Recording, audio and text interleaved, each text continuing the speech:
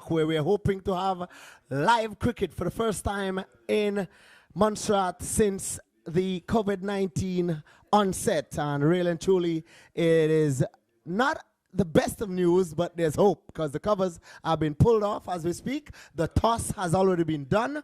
We can tell you that the Damian Williams 11 has won the toss and elected to field, coming up against the Chanel Burns 11. We will get the sides for you in a bit.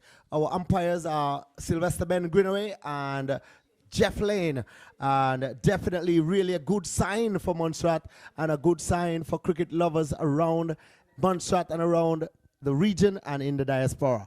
Really and truly, we have a lot of cloud cover around. We are not sure what the weather forecast is, but I can tell you with the naked eye, it does look a little bleaky, but as I said, the covers are off. Maybe we'll get in some overs. And our cameramen, thanks to liveislandevents.com, we are up and running, and I'm hoping that we can get your feedback as to how the feed is coming to you. The TV quality, the sound quality. Just give us some feedback and we'll monitor it and we'll try to improve as we go along. Of course, this is Cricket from Montserrat, organized by the Ministry of Youth Affairs and Sports Department and Ministry. Of course, I'm just being corrected here. As we see Jason Peters walking out, he's a busy guy because he works with the ministry as well. And you know that the whole issue is we're going to be using this match to observe whether or not we have the right protocols in place to deal with the new normal for cricket and sports on Montserrat. And as you know, we have the hand sanitizers around, we have the masks, we have social distancing. I was going to say spatial distancing, but nevertheless, I'm waiting on my other two colleagues, Fitzroy Buffon and Kenton Weeks Jr. They're on their way, and as soon as we get underway, as the stumps are going up, so as soon as you say 1, 2, 3, we should be ready and ready to start. We're going to take a little short break just to give our technicians a chance to examine where we are, and then we're going to be back with you, hopefully. At that time, we'll be having ball-by-ball commentary from the sailing park. So without further ado, I will take a break, and then we'll get back to you in short order.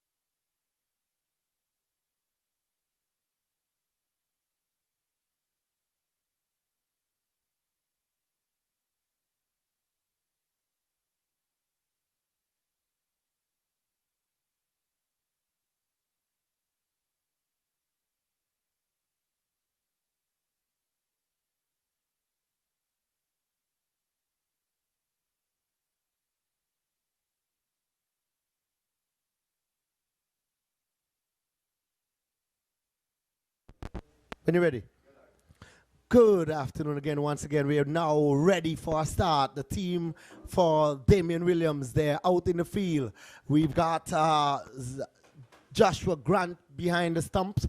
Dalston Chowit, he's at first slip. Mark First Mead is at gully. We've got Theodore Fry, he's at third man boundary. We've got Jemal KB, he's at fine leg. In the deep mid wicket or backward square leg boundary, we've got Zawandi White. In mid wicket, we've got Stevel Rodney. At mid-on, we've got young Devontae Walters. At mid-off, we've got Aiden Livan. Kendall Wade is in extra cover. Here is Damian Williams up to the wicket. A full toss. Played on the front foot by Kristen Yearwood. And there is no run. His opening partner is Kajwan Sullivan. We've got live cricket for the first time here in Montserrat during this COVID-19 era. And we are here at Salem Park with a trial match. Damian Williams 11 versus the Chernobyl Birds 11. Once again, Damian Williams 11 would have won the toss and elected to field. We're playing a 25-over match, and really and truly we're well on the way. The first delivery has been bowled, and whether or not we get a complete day with the overcast conditions, we have cricket at Salem Park. Here we go. Up to the wicket, the ball. Two bodies are wrapped on the pad, allowed appeal. They're running through for a single. Mark First Mead, I think, was sleeping on parade at that time, and they went through for a single, not signaled by umpire Sylvester Ben Greenaway. So it's off the mark for Kristen Moraine. Kristen, or is it Kristen? Yes, Kristen Moraine or Yearwood. And so the first run of the match comes to the bat of Kristen Yearwood, whom is on 1, and Chernobyl Burns 11. They're off the mark, 1 without loss in over number 1. Really brisk, breezy, overcast conditions. It's Damian Williams. The bails keeps coming off. The bails are actually off. So they've been taken off, and it's going to be the right-hander, Kajwan Sullivan, a lovely outfield green with a few patches of gray somewhere around, but the pitch looks good. And Damian Williams is kicking up some level of storm, looking like the weather at this moment coming from the far end, or the Garibaldi end, as we call it here at Salem Park. It's Damian Williams once again from the far end. Passes umpire Ben Greener up to the wicket, the ball to Sullivan. Sullivan's getting a little slapping it into the offside. Gets a single. Played that very comfortable indeed. It was short of a good length, an off stump, and stroked into the offside for a single. He moves to 1, and the score now moves to 2. 2 for no loss. Burns 11 been put into bat here by Damian Williams. 11. Really, really exciting times here for Montserrat as we are back in the playing of sports, in the team aspect of it, and really and truly there'll be lots of observations going on here at Salem Park. Wherever you are looking at this match, we're live from Salem Park. Here is the Damian Williams up to the wicket, the ball to Moraine. Not Moraine, and he's flicking it well too. That was short and quick, but he got up on top of his toes and flicked it around to find leg for 4. So the score moves on quickly to 6. We're in the first over as I say good afternoon to my colleague from the pavilion, and of course my good friend Fitzroy Buffon. And he's here, and I just put his mic on so we can get some comments from him. Pleasant afternoon, Gregory. Well, both we're here. It's windy, it's overcast, but we've got cricket. Not sure how much longer we're going to have it. Well, whatever it is, man, we got something to talk about, a little bit of it. We might have some rain, but here we go. Damian Williams up to the wicket, the ball to Murray. And again, he's flicking this one, not in full control. He gets it to the man there at shot. Finally, like they're running back for 2. Could be trouble now. Overshot, way over the head of the keeper. And good running indeed from these 2 young opening batsmen, Boof. Yeah, but the last one could have been suicidal. Absolutely. I don't think, and he turned blind as well, but nevertheless, the fielding the throw was not as good as it could be. There are 5 balls gone, 1 more delivery left in the first over. The score line reads 8 for no loss in the course of over number 1 of 25, Boof, hopefully. Yeah. Here is Williams up to the wicket now from the far end, bowls to, again, another bouncer, a wicked one that time, but Yearwood, I have to get it right, was to the measure, ducked under it, and it went over his head to the keeper, who took it well. But good pace there that time by Williams. Well, I must say the pitch is playing very nicely. Good bounce, good carry. Absolutely, and Boof, and that's what we've heard all over the Caribbean about the pitches not being quick enough. But this is a pitch that seems to be offering the bowler some life, has some life in it. Well, maybe the groundsmen around the Caribbean need to come Montserrat. Well, we've said that before, but somehow we got it missed. But it's going to be young General KB, who is a fast rising cricketer in the scheme of Montserrat cricket, and really has some potential. And we're hoping that he can carry it further and further. He's given the new ball by Damien Williams and trusting him with the opening partnership. I'm really looking forward to see how Quinton, looks. Once we get there, because as we say, we are going with an ounce of caution. But it's really good to have cricket, have some form of cricket, some form of sporting activity. And both, I don't know, we're observing the supporters of cricket, because there's a few around on the outskirts, but definitely, surely it's just a matter of time before they surround us here inside of the park.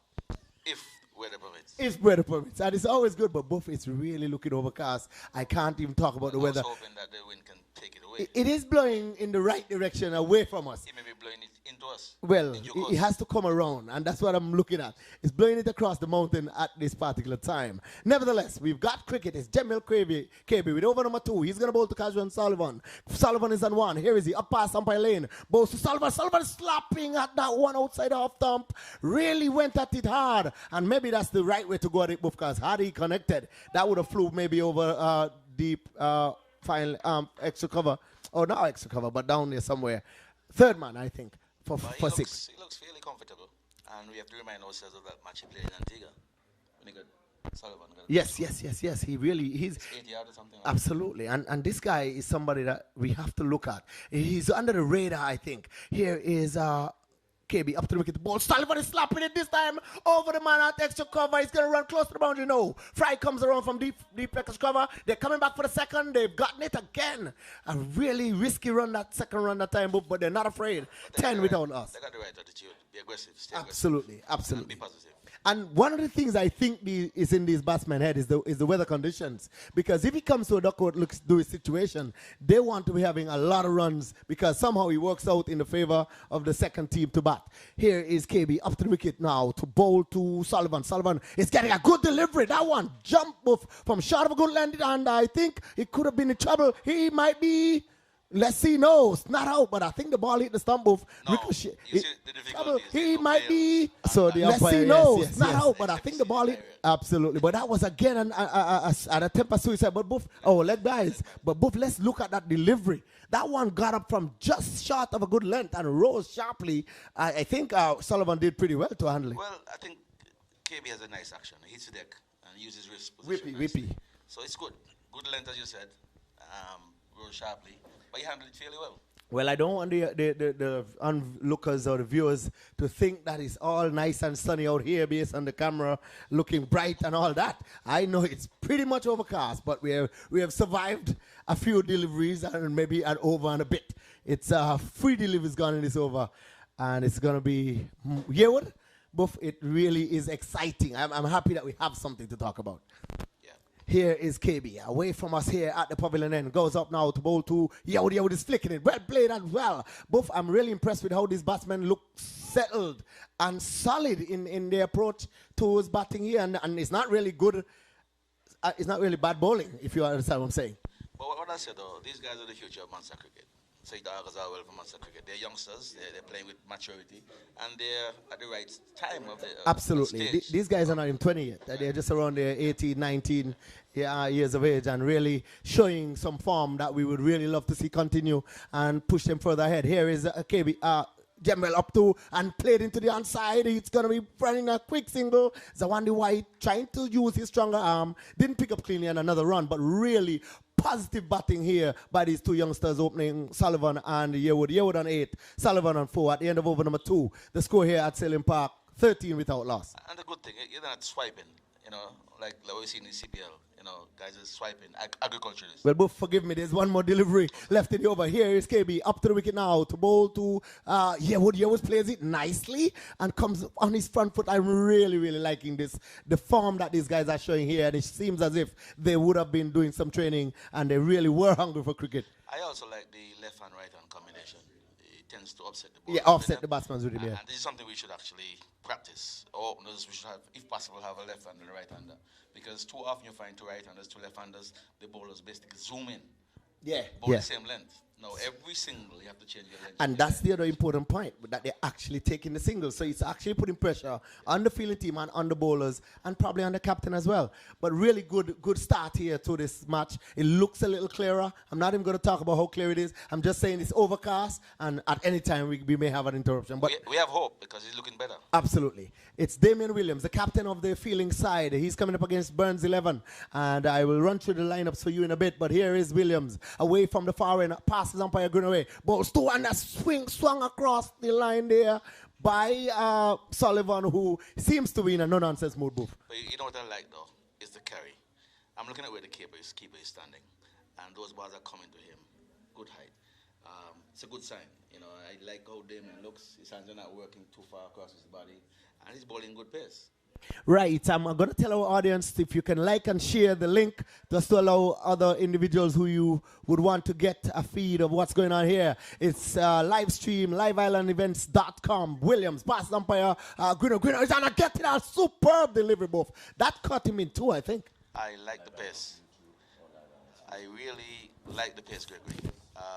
Williams looks sharp, looks fit, and kudos to Scotty, who has been doing all this training and so on the past couple of weeks with them.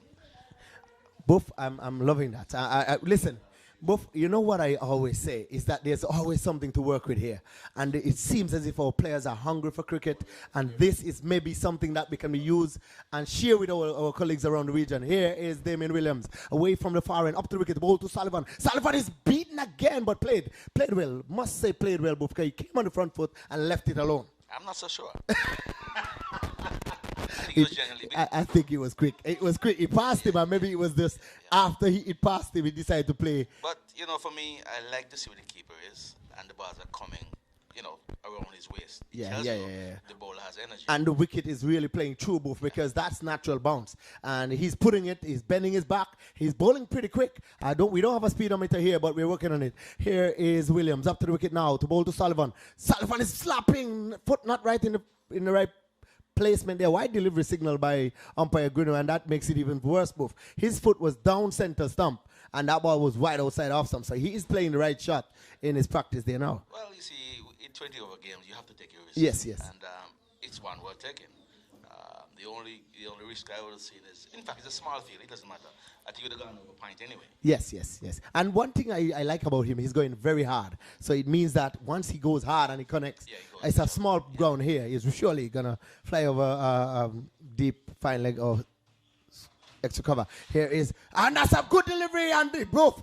I will tell you what happened here, and we're going to get to the bottom of it. 6 runs. 6 runs. So hold on here. Fortuitous. Well, thank you very much. I really would want to describe it properly. Well, let me help you. It was we're looking at the replay, by the way. Oh, I thought we had the replay, but we didn't. It was a well-directed bouncer. The batsman could not have gotten out of the way. I suspect he would have struck him maybe shoulder, but maybe gloves. I'm not sure. But it's not very clear. But the umpire. I would say, both he took evasive action. No, I would say evasive. I think he genuinely could not have moved out the line. He tried something as to whether the ball struck the bat or the gloves. We're not clear. One thing certainly went for 6. Went for 6 and 6-run signal. The umpire signal 6. So we're hearing now that it's 20 without loss. Sullivan with that 6 moves to 10, and his partner Yearwood is an 8. Really hostile bowling here by Williams. I think Williams gathered a yard. Absolutely. Since the last time I saw him. Absolutely. He's now pushing fine leg and third man back. He's suggesting that he's coming at these youngsters. And they're to the task. I must admit, that one got hurried onto Sullivan. Sullivan got a glove on it or something, and it went for 6. But nevertheless, that was quick. And I'm liking this because I like bat and ball fighting each other. Here is he up to the wicket. Van Sullivan is beaten again. A west wing, I think. He had some movement on that one, both, and beating Sullivan, and he really probably fooled him. He thought by pushing fine leg and third man back that the bouncer was going to come again. But the outswinger is really stuck delivery. And what young Sullivan has to do is to perhaps, I don't know if he's batting on center stump, he has to get closer to the ball because he's bowling off stump. And to make connection, he will need to actually move his feet or take a center stump guard. He's a fairly tall guy. And get closer to these balls. Well, these guys are challenging each other, and I'm liking it. Here is Williams, up to the wicket, ball to Sullivan. Comes up now, ball to Sullivan, a beautiful delivery. Well played in the end, but that was a Yorker length delivery. Sullivan came down quickly, got some bat on it, played it out in the offside, and that brings up the end of over number 3, 20 without loss. The good thing, he's watching the ball. Absolutely. Because the average player would have thought it would be a short ball. It wasn't a short ball, it was a Yorker length delivery, and he was the measure of it. Absolutely. So he's watching the ball. It's good. Right. So I'm just giving you the links to the stream here. Live Island Events, YouTube. Live Island Events, Facebook M&I Department of Communication, Youth and Sports Services. So definitely wherever you may want to check it, I'll just give you some bowling figures. Damien Williams, 2 overs, 15 runs, no wicket. Jemal KB, 1 over, 4 runs, no wicket. It's 20 without loss. Sullivan is on 10 and Yearwood on 8. Just Live Islands. Right, so we got the Live Islands YouTube, Live Islands Facebook. So all the Facebook fans out there, just share it on your page and surely we'll get some more viewers. Here is Jemal KB up from the pavilion and flicked onto the launch side, wide delivery, and they're going to run through for a quick single. Good thinking there by Sullivan, and he's looking for a second as well. So he's a wide delivery, and a wide and 1 makes 2. So that's 2 more to the total. It's now 22. Extras move on to, we'll get that for you in a bit. My scorers are doing a fantastic job. Just want to big up Clarice Yearwood and Cordelia Yearwood. All Yearwoods and Yearwood at the crease as well. So it's a lot of Yearwoods. I might just turn a Yearwood just for the purpose of the exercise. Jemal KB to bowl to Cashwan Sullivan. The more aggressive of the 2 batsmen out there. Here is he. Faces. And that one is doing again. Both that one was not played right. He went across his pad. And once you go across the pad, you're going to be a bit of spot of butter. What I really like, though, Gregory, is the fact that our youngsters are rising to the occasion. Absolutely. All these youngsters are the future of Munster cricket. KB, Yearwood, Sullivan. These guys are what, 18, 19, somewhere around there, yeah. So the future of Munster cricket is in good hands. Right. Both our glass is looking a bit spotty with some water, but here is a wide delivery, very wide delivery. He went after it as well, but he knew it was wide. There's no way he was going to make connection to that. Another wide, and that's now 23 without loss. But he has to try to get closer to these deliveries. Not clear what guard is on, whether it's leg stump, but he may need to get a little closer to his deliveries if he wants to actually hit the ball over extra cover. Absolutely. Here's Jemal KB. He hasn't bowled 1 delivery yet in this over. Here's he coming up to ball to Cass Sullivan. Good delivery up to the pad. A loud shout. Maybe a bit high and probably going down, Booth. It's going on leg and it's too high in any event. As we say good afternoon to our colleague from the pavilion, Kenton Weeks Jr. He's in the pavilion. So we've got a full complement. I don't think little Lenny will be making it today. I wonder why. We will talk about it. We will talk about it somewhere as we see in the replay. And surely it was going down leg. I think the ball is doing a lot off the seam, Booth. It will swing. It's heavily overcast. Absolutely. Good conditions to bowl. Here's Jemal KB, who did a stint in, and he's good, well played actually. That one again came back in off the seam, and he played it back up the track. But Jemal would have done a stint in England, and this condition probably would definitely suit him and Damien as well. Well, he's not as quick as Damien, but I tell you what I like about him. He's accurate. Absolutely. He's taking a negative length, so the batsman had to come and fetch the ball, which creates risk. Absolutely. He's bowled 1.3 overs, 7 runs so far, 3 extras, I think. But here is he, away from us here at the pavilion end, goes up past the umpire, bowls to Sullivan, who's flicking it, he's going to be out caught and bowled. Well, both that one hurried onto him. As you said, this is the deception of KB. He's not necessarily as quick as Williams, but he can get one to hurry onto you, as we've seen the second time in his short spell, and he's now picked up the wicket of Sullivan, caught and bowled for 8. It was a good delivery, but I believe it's the lack of pace, I think, that caught him. Remember, Williams is bowling much quicker. Right. And he was able to negotiate those balls getting out of the way. That ball, to my mind, stood up. Yeah. And he was trying to turn the ball to the leg side, which is... So he would have played it for the similar pace. So is it then a good thing where you have the pace of Damien and the slow pace of KB, who's more accurate, and force the batsman? Yeah. The batsman has to remember who's bowling. Absolutely. Now, I suspect if Williams had bowled that delivery, he'd be okay. He would have gotten it. So tried to turn the ball. The ball did not come with the same venom he's accustomed to, and played a bit too early, and that's what happened. Right, well, the skipper, Chanel Burns, has now seen himself having to come out at number 3, and that keeps the right and left combination going both.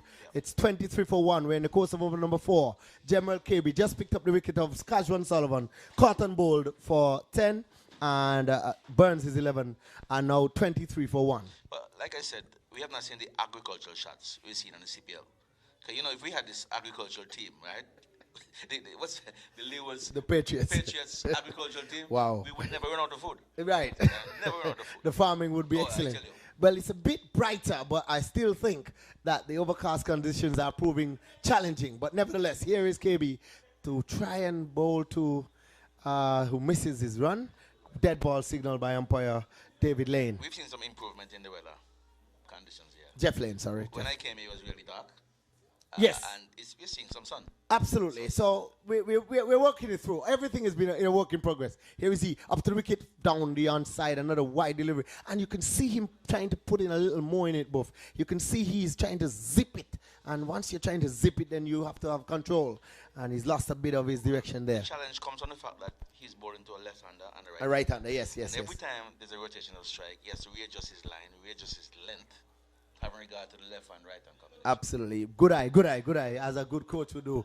That is definitely a good observation, because that seems to be the problem. So that's a good length for the right For the right-hander, yeah. Perfect. But it would not be so. So for the left-hander. So he has to adjust. Maybe he might need to go around the wicket, but nevertheless, he's not. He's going to keep. I don't think he has to at all. I have to use the crease better. Right. Oh, the crease. Beautiful. Here is he. Up to the wicket now. Passes the umpire. Bowls to driven, a lovely shot, but no run. Straight to the fielder at mid-off, who's Damien Williams, the captain, who's a very good fielder indeed. But that was a lovely off-drive move by young Yearwood. Yeah, definitely. Pretty. Confident. The beauty about that shot, he was confident in it. He came on the front foot, orthodox style. And that's what I'm saying about cricket, Buff. If you play genuinely orthodox cricket, you shouldn't be in any problem. It's going to be KB. Away from us here at the pavilion and up to the wicket to bowl to Yearwood slashing at that delivery, not really to the pitch of it, and not as quick as well, both. So he was through the shot way before the delivery reached him. Brings up the end of the over, end of over number 4. And at the end of 4 overs, here at Salem Park, the latest score, Burns 11, 24 for 1. I'm noticing Dahlia didn't realize Dahlia was on the field. Yes, he's in first slip with a bit of a tummy. Indeed. And I must say that it is not just the commentator's eye. I'm sure when the camera picks it up, it would show a bit of a weight. It's still good to see him playing cricket. You know? Absolutely. I mean, mentorship is important, and support for the younger players is definitely critical. I think Dolly is now in his 30s and really would be good serving Ian McPherson Mead. Good to be around still. I saw the one yesterday, and I had to remember, I had to say, look, this is the kind of way you need to play cricket. Right. It looks fit, slim, trim. He's in he's at extra cover. Yeah. Here is it's a change of bowling. Do we have McPherson Mead is coming on here? So a change of bowling, 2 overs for 15 runs, and the skipper wisely takes himself off the ball, brings on a little slower pace, and Burns might prefer this to be starting his innings facing the slower stuff than the pace of Damien Williams. Well, I like to see the challenge.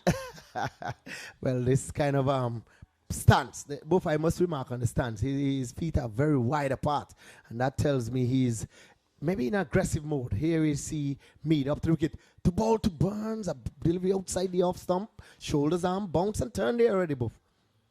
Looks good. Very good. But the pitch is really true. I'm liking it. And kudos to the ground staff as well. Yeah. Here is delivery flicked to the outside. Well played, but the man at deep mid-wicket will come off the boundary. That's Wade and field. But a lovely shot flicked into the onside by... and both, you know what I must remark on? The level of the fitness shape of the players. They really look They've been fit. working hard, isn't it? They've been working hard. So we have to compliment that, because really and truly, these guys look like they've been in the gym. They look like they've been working out. I'm really impressed. Damien for sure looked aggressive, hostile. I mean, even young KB looks like he's in good shape as well. So it's good. It's all good, but we have to make sure that there's cricket. And this is the start. Here is Mead up to the wicket to both Moraine, not Moraine, Yearwood, and they flick, and they're running through. Well done. Both these guys are adamant about taking the quick singles. You know, Gregory, I'm noticing the patch around where the covers were. And I'm wondering if with technology we're getting worse. You know, in Sturge Park, we have the traditional or the default covers. Right. We never had that situation. But I believe it's something with the plastic. Right. That killed the grass. Yeah. Well, it protects the pitch if that's what it does. Besson is looking to run. No, that was a dangerous attempt. Yes, but although it protects the pitch, the groundsmen have to be continuously watering The area. those strips, else it become very bare. Yeah. And those are the extra wickets, pitches, right? Yeah. Here is Mead up to the wicket to bowl to Burns. Burns is behind his edging now. My goodness. I don't know what happened there. I don't know if he hit the keeper's glove, but he went past first slip. Dolly was excited about it. Probably came off the keeper's hand. Possibly. It was a genuine edge, though. Probably to Dolly.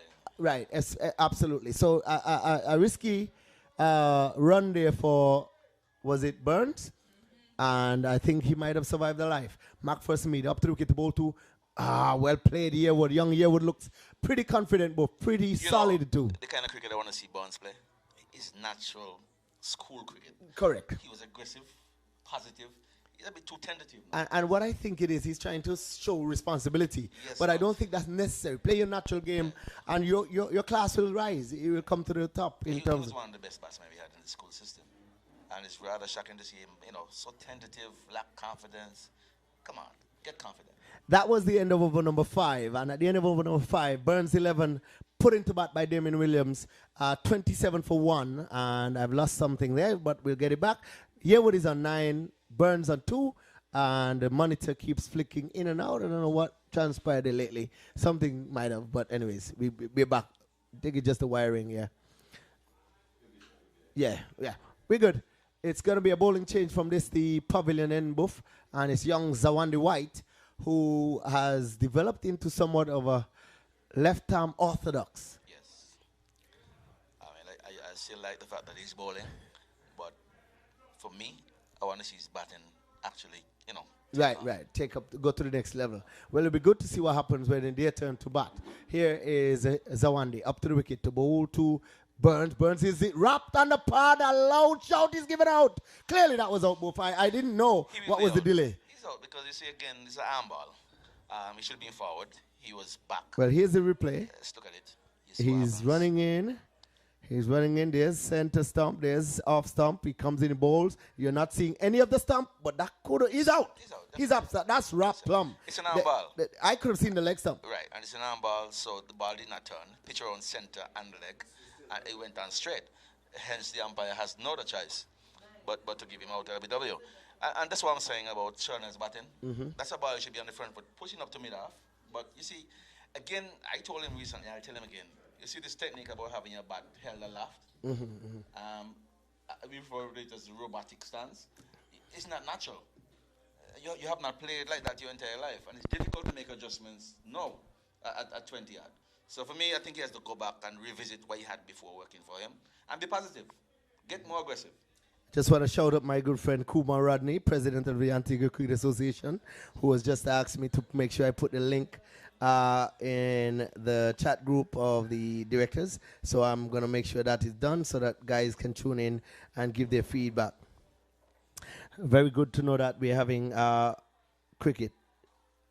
It says post the link. Both of you may have to continue comments. Let me just get that done. You have to multitask. Here is our delivery. Jason Peters, who is one of our most accomplished players, batsman, and has joined young Yearwood at the crease. And definitely they would need to consolidate. He's 27 for 2. I think the changes made by Williams is really showing fruit. Here we see a foolish delivery driven up on the offside, and they're going to be, well, they should have been running already. Didn't try to run first. Waited for the ball to pass the fielder and then pick up a run. When you look at the contrasting techniques of Jason Peters and Shernell, Jason is conventionally a front foot player, right? Shernell is neither back nor front. He's midway most of the times. He just has to make up his mind whether he's going to stay on the front foot with these balls. No point staying back. There's nothing. And both, one thing I'm noticing here now is that the humidity has picked up. Really, I'm sweating and I'm feeling heat inside of here. Maybe it's a result of what went in. Here is White, and that's driven. Good delivery, foolish, and right up, foolish length delivery. But I will be hard on you because I'm sweating too. Yes. So you know what's going on. Absolutely. Thank you very much. Right. So Zawandi White is really applying a bit more pressure here. He's bowled 4 deliveries so far in this over. 1 run, 1 wicket. Here is he, up to the wicket to bowl to Moran, who's not Yearwood. Again, I'm mixing him up with his name. His both names are relevant, but I think Yearwood is the one that I need to consistently remember. So he moves on to 10. He's in double figures, and the scoreline moves to 29 for 2 in the course of over number 6. It's still good to see Zawandi bowling left arm leg spin because we have not had a left arm leg spinner in Manchester for years. Absolutely, So and it's good. That balance, you know. Very good. Here is Zawandi up to the wicket to bowl to Peters. Peters is getting a good delivery. And what I'm liking about Zawandi Young White here, he's pitching the ball up and really flighting it as well, Buff. So he's giving it some air and then still pitching it full up. But you see the difference in commitment. Jason is a front foot player, so those deliveries he'll be looking to go forward to drive. Burns staying back, right? So I think Sean has some things you have to pick up and learn from Jason. Absolutely. So we've got 6 overs completed, and the scoreline read 29 for 2. Yearwood is on 10, Peters is on 1, and Yearwood would have strike to McPherson Mead from the far end. Over number 7 in course comes up, bowls and steered into the offside past the man there at slip. I don't want to say veteran. Good effort anyway. Anyways, it's no damage done. The scoreline stays at 29 for 2 in the course of over number 7. Here is he getting it this time, steering it a little wider, but fries at a deep backward point, comes in quickly, and there is no run. 29 for 2, but really good action here at Sailing Park, both to know that Montserrat, we are hosting a cricket match for the first time since the COVID-19. Here is he now slapping it to the, whoa! Well, he slapped it to the left. It was going to the right. He was going to his left, Fry, and the ball was steered to his left, or to his right. But I think Fry will learn that when you're feeling a backward point, the off spinner is bowling to the left-hander, the ball tends to go to the right. It may appear to he's going left, but it tends to veer off to the right, and he committed to the left, not recognizing the ball is going to the right. Absolutely. He picks up 4, and well steered. He moves to 14, the score 33 for 2 in the course of over number 7. Here is Mead up to the wicket to bowl to. Here, what that one is down the onside, a white signal, and definitely a quicker delivery tried there by McPherson Mead. Here is Mead up to the wicket to bowl to. Who's slapping it this time? Backward of point. Well placed shot confidently into the boundary, goes now for 4, and he moves to 18. So Yearwood has continued to play positive cricket, and the scoreline now 38 for 2 of 7 overs. Oh, well, still in the 7th over, both. A good shot, definitely. Back of a length, stood up tall and cracked it through point. Safe all on the ground for 4. Yeah, so it's going to be McPherson Mead to continue to bowl in the 7th over. His 2nd over before this 1.4 overs, 12 runs, no wicket. Here's a good delivery. That's quicker, flatter, faster, and played to the measure by young Yearwood. But he may want to go a bit further forward to negate any prospect of him getting ahead. Exactly, because with that quicker deliver push through, he could be trapped somewhere in the crease. Here is Mead up to the wicket to bowl to him, and he's slapping it. Well placed shot, extra cover drive past the man at the cover. He's going to run close to the boundary. Runs pretty close. He's pulled back, and I think, well, we'll wait to see. But they picked up 2. Could have been 3 runs, but I think there was really not as good running in that occasion as before. But nevertheless, Moran moves to 20 and 40 for 2. Good shot. It was a fantastic shot, and this is what I like to see with the youngsters, actually driving the ball when it's there to be driven. Excellent shot to extra cover. He would have gone for 4 in different circumstances. I think the grassing is a bit heavy on that side, so good cricket. Yes, so we hear the hi-fi, the sound system, all the ingredients and the pedigree of a cricket match in Montserrat. We've got the sound system, and that's none other than a house rat, the cricket sound, if you want to call him that. And definitely, it's really exciting stuff to have cricket and sports back live in Montserrat for the first time since COVID-19, and it's really a good scenery here with Garibaldi Hill looking good in the background here. Jesse Peters going on the back foot buff, well, and that is ill-advised. He should know better. The spinner is bowling a lot of arm balls, and you're always ill-advised to be pushed on the back foot with those arm balls. Boof, I must tell you, that's a delivery that's played up on the offside. But if you look just behind us outside, Stay focused and the- keep your head forward. yeah, but there's a guy eating doesn't and matter. he's looking a bit cheeky. He's behind you, Yes. so Here is Zawandi White up to the wicket, a foolish delivery. Met on the full too by Jason Peters, not really taking advantage and placing it straight to the field of McPherson Mead, and there is no run. I want to say good afternoon to all the folks who are joining us for the first time. You're listening to live streaming and live cricket commentary from Sailing Park in Montserrat. Here is Zawandi White up to the wicket, this and again, met on the full, stroke down to the man at mid-on, and really not penetrating the field is Jason Peters. He's new, he's fresh at the crease, he's off the mark on one, yes, but he still only faced 7. How many deliveries we got? Six. Six deliveries. So he's still trying to find. We're into number 8. Is this number 8? Number 7, is it? No, we're into number 8. We're into number 8. So it's three deliveries gone. I think the umpires were trying to confirm. Yeah, he's just asking how many deliveries. I think that should be communicated to the square leg umpire. Yes, absolutely. He should have. Well, he was checking. Maybe the square leg as well would have been a bit out. Still a bit overcast, but we are working here with what we have. Here's a ball flicked down the outside. There's a cheeky single again.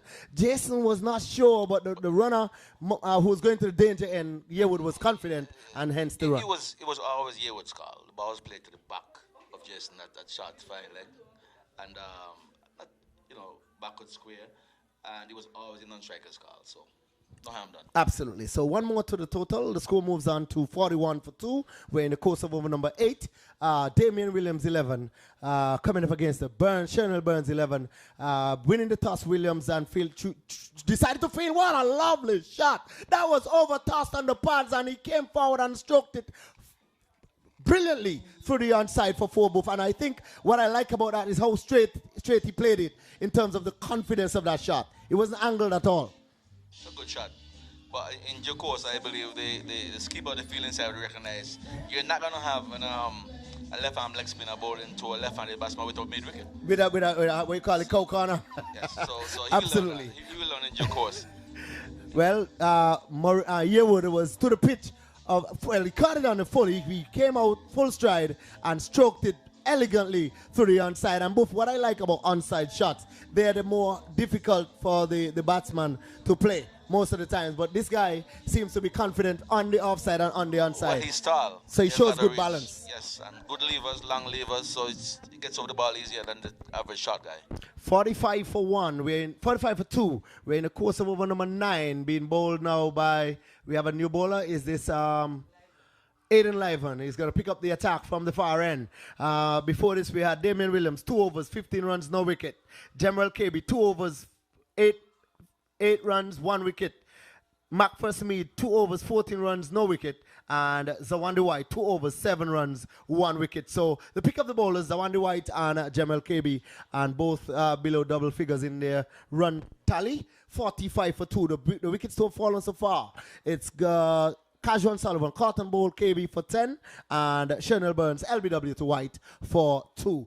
At the crease, Christian Yearwood on 24, not out, and Jason Peters, who's in strike, facing up to live on 2, not out. So really good stuff here. The umpires, Jeff Lane and Sylvester Ben Greenaway.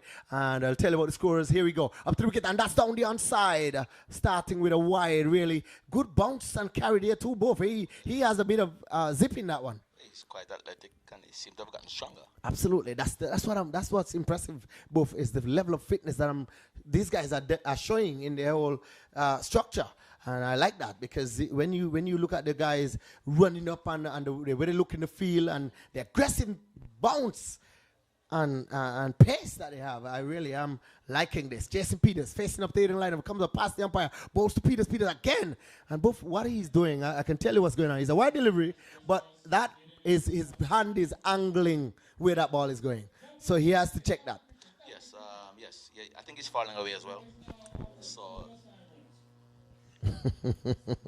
Well, our good Can the directions our outside? good our good DJ has just decided to start his commentary, Okay. and he doesn't have any facts. He needs to check his facts. 47 for 2 is the score of 8.8 overs. We haven't had a legitimate delivery bowled in this over. Let's look at live and see what happens here. See if we can diagnose what the problem is. Wait, yeah, here we go again. So he's running away from the far end. We're going to look at his action. Comes up, bowls to Peters. Again, it's down the outside, and Peters, that one is a bit closer to Peters. He had to play, and he pulled it, and he didn't get full control. Still trying to find some form out there, Buff. Trying to get his eye in. But that one seemed to have hurried on to him. Or not necessarily hurried on. I think he played a bit too quick. I just think he's pushing the ball along the leg side. When you look at his bowling now, he's actually falling away and pushing the ball along the leg side. You gotta stand a little taller and aim at the half stump. And ideally, you should be aiming at 6 inches of the half stump. Absolutely. It's going to be Live on, who's in his first over. One legitimate delivery ball so far. Here is he up to the wicket. To ball to Peters. Peters is getting a good delivery. So Boof, he's checked it and he's come a bit closer. His hand is coming close to his ear. And that works a lot better for it to go to get the direction that he wants. Because he's cutting it. He's actually getting it to move. So moving it with a natural action, he has to get it pitched in the right. And the good thing is bowling closer to the stumps, which minimizes any risk of it going on the leg side. Absolutely. While he go on the crease, easy it is to bowl. Here is he, up to the wicket now, to bowl to Peters, gets a delivery full of length and stayed away, down to the man at third man, KB, who's there, Fields, and wider delivery that time. That was away from the other deliveries he's bowled so far, on off stump, and Peters just stayed it down to third man for a single. But the good thing, he has worked out what he was doing wrong quickly. Good. That's very important. Sensible. Rather than go on for 2 overs, like we see in test matches. Right.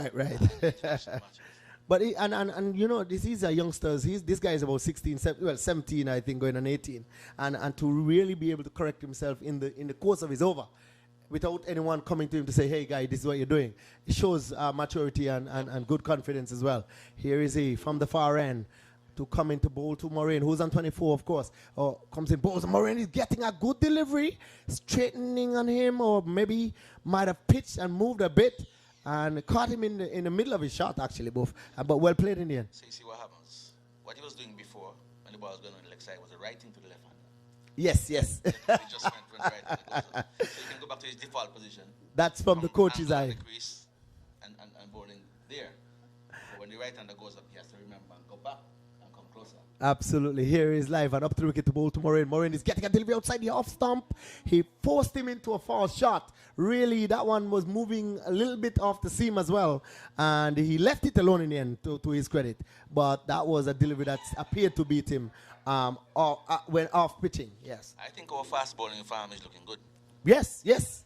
We have a graph. We have not seen Quinton yet. And that's the amazing part. Boatswain has not been in shows yet. But here is Live and away from the far end. Up to the wicket, the ball to Moraine. Moraine is slapping at a delivery. Quicker, faster, no ball. Signaled by umpire Ben Greenway. But that one had a little bit more zip in it, Buff. We must comment on the competence of the keeper. He looks very sharp, Joshua Grant. Clean. And we don't see a lot of buys and all that stuff. So all is looking good for the future of Munster. Absolutely excellent stuff. And I can tell you it looks good for Leeward Islands cricket as well. Because for these guys to be sitting down for over 6-7 months and not getting good, active, competitive cricket, and to come out in their first show and be putting on such a display already, it's really, really something to talk about. 49 for 2. Kristen and I think young Sullivan had looked good while at his stay at the crease as well. Here is Live and up to the wicket to Christian Moran, who's swinging it over the man at mid-wicket. It's going to go 1, 2, 3 bounces into the boundary for 4. Very confident shot that time, Buff, by a young man who's looking really in good nick. Well, he's very tall. I'm sure he's at least 6'3". And those balls should not harm him if they don't have the sort of venom. So it's a good shot, positive, and I like him up front. Right, absolutely. And you've spoken about the left-right combination. That's the end of over number 9. At the end of over number 9, it brings up the 50. The 50 for the Burns 11 of 9 overs, 53 for 2. And Moraine, who now moves on to 28, and really and truly is looking all the confident of a batsman who wants to push it and push it on. And both you would want to make sure, hope that he can stay there with that level of confidence and play in that nature and don't give it away. I think Peters now have to rotate the strike and get into his own rhythm and allow the set batsman to take it to the bowlers. Very, very much so. And the other thing is that he's batting with a very experienced batsman in Peters who should be able to talk him through and to keep with him and to make sure that he stays there. Here is Wande White with other ideas. Comes up to bowl to Peters, who is bowling pretty well. He's bowling in the blind spot, Buff. What I call the blind spot is just on about leg stump and turning it back into the batsman, where the batsman has to be aware and alert, or else he can be trapped, as we saw with Burns. He's kept back. Somebody's moving across the side screen at the far end. So at the near end here. Here is White up to ball to beaten outside the off stump. Buff. You gotta tell me what Peters did wrong there. He brought his bat down straight and then went after the ball. He played the wrong line. Absolutely. Well said. Well said. That's the correct language. but young White is causing some problems here. He's really varying his pace, his angles. Here's he up, a good delivery, and boom, that is again on the blind spot. So he gave him one on the blind spot, and we've got some rain, we've got some water down here with us, and maybe that could have been the obstruction for young Peters, as the covers are going to be called on, and we hope to get them on before we have too much moisture on the track. Well, I hope it doesn't take that long, because it's really sad, but such as this. Well, nevertheless, they're getting the covers on. We've gotten 10 overs in, and hopefully this doesn't last too long. But really and truly, it's really a sad time that we were into the cricket. We haven't played cricket at Sailing Park for so long. We're not even sure where the rain comes from. We forgot where it came from. Absolutely. We might be struggling to figure out where it's coming from right now. But definitely, the covers are on, and the guys got it on in quick time, I think, Buff. They're still trying to get it over the square, but they've got the pitch covered, and the latest score right now is 53 for 2 with a rain interruption. Yearwood is on 28 and Peters on 3. I don't think any harm will be done to the outfield. It's fairly hard and grassy. It's just ensuring that the square is covered. I think it'll be all right. It doesn't look that threatening, but I think the forecast is for heavy rain in the afternoon showers, yes? Afternoon showers, yeah. Well, we're having afternoon showers, Buff, so we can't say the forecast is wrong at all. We may survive, because I tell you what, this 20-over game, it doesn't last very long. Right, and we've had 10 overs for the fielding team. Now we're into the 10th over. Yeah. So, but 6 overs, I think, constitutes a... Absolutely. So if we even don't have another appearance of the batting team, and we have at least play, we will be able to get I'm always opposed to Duckworth Lewis. I hate the term Duckworth Lewis. I don't like it at all. I rather have 20 overs ball and go after it than what it is. Well, I'm telling you, your listeners and our viewers, that we have rain interruption. It doesn't look like it's going to be lasting the rest of the afternoon. It's still kind of bright out, and it looks a bit light. But that is the situation here at Sailing Park. And what we can tell you, we have had some form of competitive cricket so far for the first time since the COVID-19 situation. And the latest here is that Burns 11, they are 53 for 2. The 2 wickets to fall are Sullivan, Cotton Bowl KB for 10, and Burns, LBW White for 2. But both really, what we've seen this so far from the bowlers and also from young Yearwood and Sullivan are signs of very important information to allow us to know that the future of cricket is bright. I think there's no question the talent is here. It's just about working hard and putting in the hours, putting in the time, quality time, and in due course you'll find these players come through. But we have to commit ourselves to improving, and like I said, there's a lot of talent. Williams look quick, fit, strong. Someone that looks accurate, looking quite fit as well. So, I think the future of Munster cricket is bright. Well, what I'm going to do, I'm going to let you and Burnsy, you and Weeksy, because it's our program from the pavilion. We have to tell the folks how it feels from the perspective of the pavilion guys. But we have to keep an eye on you to see where you're going from here, because yes. I suspect you're running to some place. It's not a very good idea, is it? Both of you think hitting it on the head. I know him. He's preparing. He's a bit too edgy at the moment. Yes. He needs a shot, I think. Yeah. Well, what can I say? Talking to people out, who are outside and so forth, both they're so happy to see cricket. Yeah. And they're pleased with what they've seen so far. Yes, I guess you could pinpoint some technical Yeah. deficiencies and so forth. But all in all, I think it's been a good show, and rather competitive as of this point in the match. But Dames look sharp. Definitely look Dames sharp. look sharp. I really want to see Quinton though, because I want to be able to measure Yeah. from this improvement in fitness whether it's Yeah. gather the yard. Because I'm looking forward to an extra yard from him. Yes, yes, You know, 'cause, yes.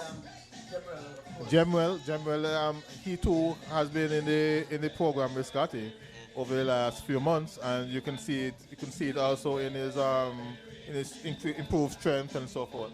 But both a little bit more nippy. I like what I saw from him as well. I think, like Wixie was saying earlier, that the future of Munster cricket looks bright. The guys just have to commit to fitness, Yeah, and practice, and practice correctly. Yeah. And I think in another year, we'll have a new cadre of cricketers. I like how the openers look. Yeah. I like the left and right hand combination. I think it's a very interesting thing. Yeah. Because as I said always, you have two right-handers or two left-handers, the bowlers basically zoom in and say, here's my length. Yeah. You want to change that. So every rotation creates challenge for the bowler, and that's what we need. But I watched Cubs. That's Sullivan. Yeah. And how he got out, it was definitely something where he was facing Damien, and Damien was a bit nippier. Yes, what I said, and yeah. he was trying to Change your pace. a bit slower, and he was slowly shot leading edge, went up in the air. But I like it. I like his heart. I like the fact that he is up. He's game for it. And I think that's the beginning. That's the genesis of a good batsman being up for it. Well, we learned from innings he played in Antigua was last year. Yeah. How positive he is, and committed he is. Yeah. What we need to do now is to bring all this talent together. Yeah. Identify strengths, weaknesses, and just be repetitive about doing things right. And be consistent. And over a period of time, you'll see these guys coming forward. Because Leeward's cricket, to my mind, is basically gone. Yeah. We're not producing the quality of cricketers we need. And these guys at the right age. If you're 17, 18 and playing at this level, it's all good for Munster, all good for Leeward's cricket. Yeah. Well, Yearwood seems to have matured a bit. You could see the confidence in facing his counterparts. And as the inning has gone on, he's starting to get a few chances in terms of getting boundaries. And like I said earlier, we were commenting on Damien's approach. Yeah. He looks very, very fit. I know he had some problems earlier this year with his hands thrown all over. Yeah. I remember I came down one Saturday with him and put down some cones and had him keeping his hands within the cones. Yeah. And he looks more smoother now. And I think he actually bowled faster. He will bowl faster. Okay. Yeah. Yeah. But all in all, good display. Good display here at Salem Park. Good Sunday thing.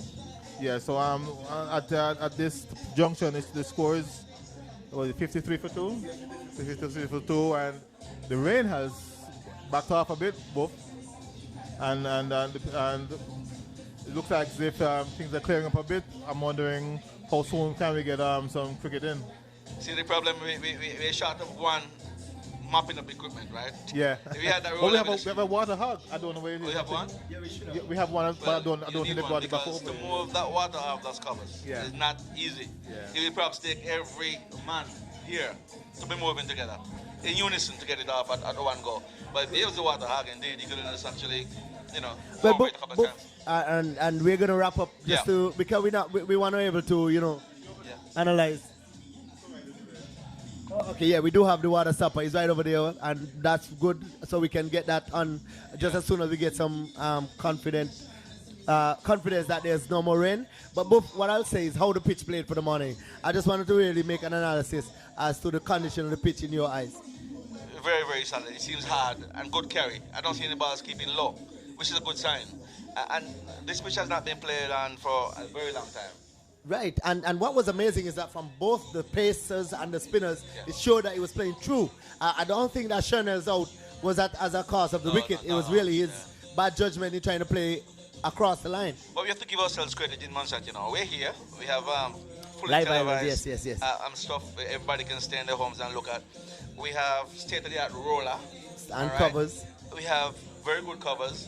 It's a small ground, but it shows that we can actually do things properly in Munster. Absolutely. And we are leaders in the Leewards, actually. Right. Because we're carrying this, and people around the Leewards, around the world, can actually zoom in and look at it. And what we're trying to do, Buff, is be trendsetters. We're trying to set the bar where everyone understands, hey, they see what Montserrat is doing, and this is maybe what we can do more, because this now puts all these players now are in the eyes of the selectors of the Leewards and of the Leeward Islands Cricket Board and West Indies. So once there's information that this is on and people can view it, and as you know, there's very little sporting activity. And once you have sports that people like, any way that people get it, they'll be able to look at it. Right. So now, I just want to say that the viewers that now see us having this conversation, and which is why it's really good that we can do all of this, because now there's no action on there, and people can see us and look at our expressions when we're talking about the conditions and what is happening. I say what we can do though, we really need to try and get some nets. Yes, we have this field, we have little bit there, but we really don't have batting there, so these young batsmen can go in there and spend more hours on them. You can't always find young guys come out here, like fielders, have nets and bowling machine and stuff. Well, something I wanted to know, right, and it's the whole issue of spectators. Because one of the things that we were concerned about was having a lot of people assembled in one area. And you and I, and we were on the public talking about the whole issue of really, well, how do you control this and what exactly should we accept? We already knew that we had no COVID cases, we already knew that social distancing was this practice, and what we were encouraging was masks. But is it necessary based on the kind of widespread environment that we have, and not necessarily huge numbers? I think you have to be careful always, and I think organs. I've dropped my gun when it started, I had a big this full of product water at the entrance, and then when you get inside, now you still do the stuff. But we have to be vigilant always. Good thing the government is doing the right thing, protecting our shoulders, so people just don't come in and like not be tested. Right. So that's good. But we here, I think instead of this is my idea right here. We know the boundaries up there. We can mark how we want people to stay. And you put those shares. And ask them to wear the mask. And just to say, a good sign is that the mapper is out there on top of the covers. Seems that the rain has subsided somewhat. So we may have a restart in short order. Just looking at that Boundary, MP Boundary, Super Supper. And that is something even a good sign that we can have this on the field. And really and truly, we could have cricket restart in a short order. Well, you know, I would like to see my sponge now. Your sponge, yeah. I like to see 6 guys with sponge and stuff just sopping in the water, put 3 in the bucket. But this may be effective a little slow, and we don't want this to be here for another hour. But again, I think we have enough manpower here that once you get to a stage where there's not much water, we can all put it on the one. Well, I can tell you, Jason Peters, who's batting and who's part of the staff, is ready to get the covers up. Absolutely fantastic stuff. So, really and truly, we should be back up and running in short order if Jason have anything to do with it. And really and truly, I want to say to our audience that it's really good to have you, and it's good to have some form of sporting activity being played at a competitive level here in Montserrat, because I think it's just fantastic. And everything is in play. When we look at the matches in England book, as a matter of fact, Pakistan was beaten by England today, set a total of 196 for victory.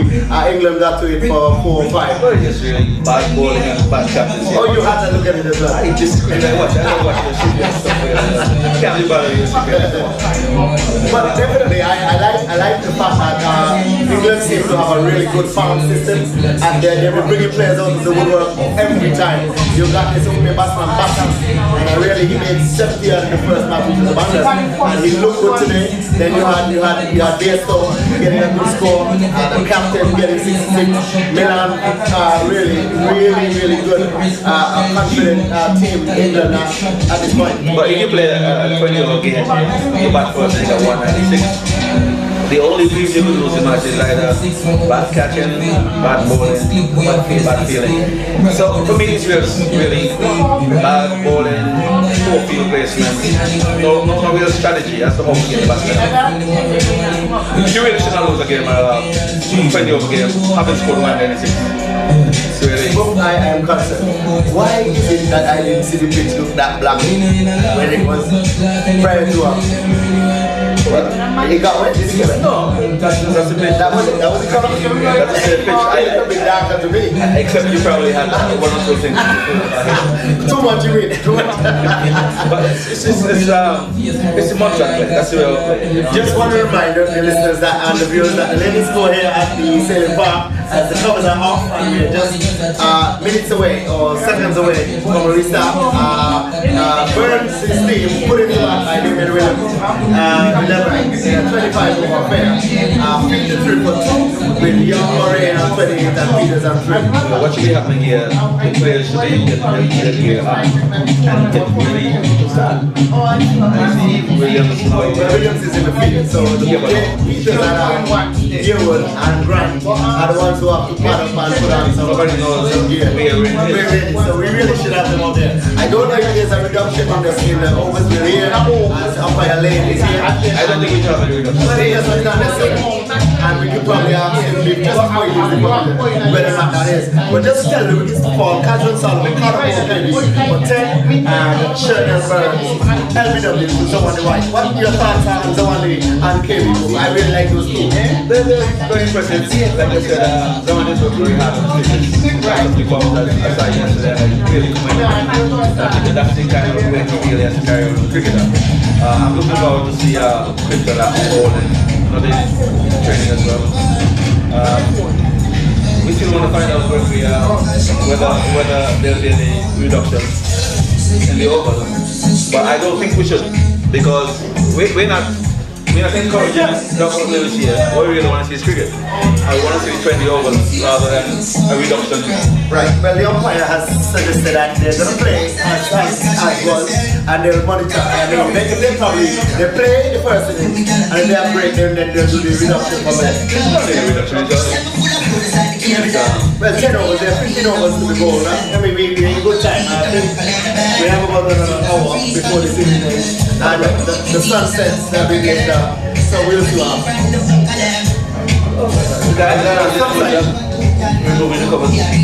They got it off the field pretty quickly, as you can see on the monitors.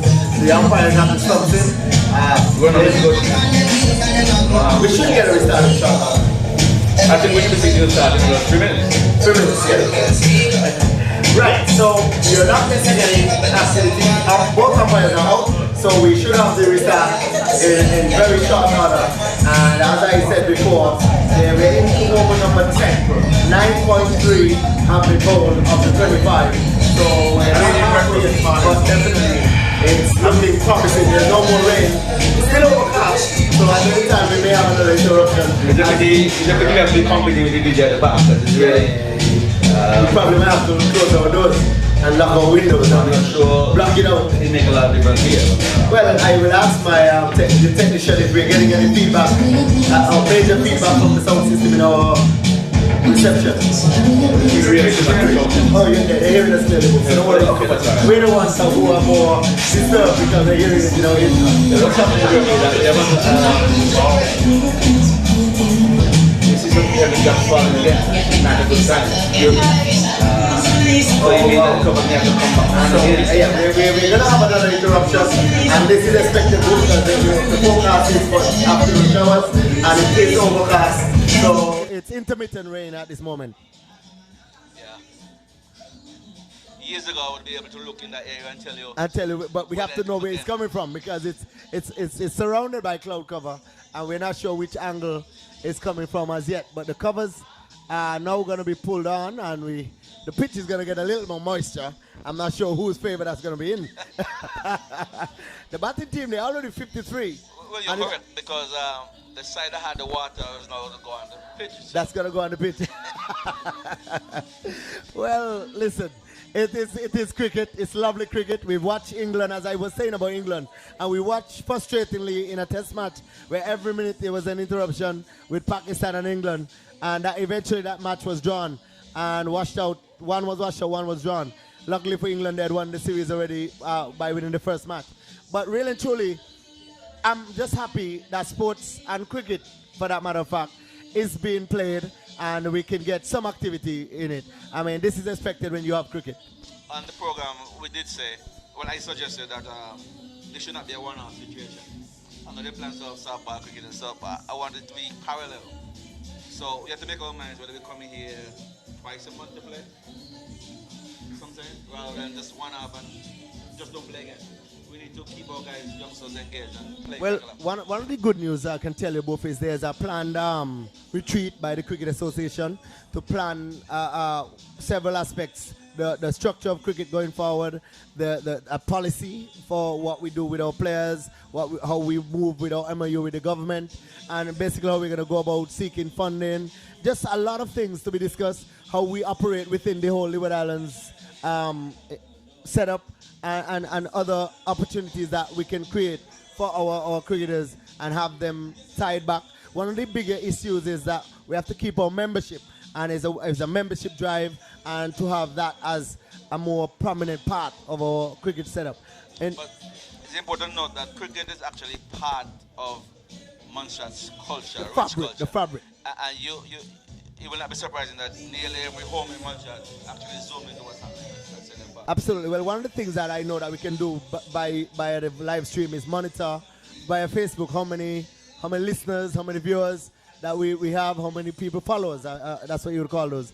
And really and truly, that would send us the message. But I think next time around, Radio Montserrat must get involved. Well, I am clear on that, and I did try, both. You know that we had a discussion with Lenny, and he's our producer from the pavilion, so we want him to be able to lead on that aspect, because again, there are resources that are going to be put up. But one of the things I can tell you, good news, is that I got a phone call in regards to the sponsorship of the program. But what I said about from the pavilion, it's not just the program on the Thursdays, it's all of this, where we're going to be going around and we may be doing any sporting activity. So it's about sponsoring and having an image wherever we are. Well, I'm very excited about having sports played on Montserrat. Yes, we have COVID. I think we have to manage it. You have to live with it. It's not leaving the world in a hurry. We're doing the right thing here. I think the Ministry of Health has done an excellent job so far. And with that in mind, knowing that the general population is mindful and careful about COVID and its spread, I think it's good that we are able to play sport and manage it. But both something else I want to highlight, and always the people in the background never get noticed.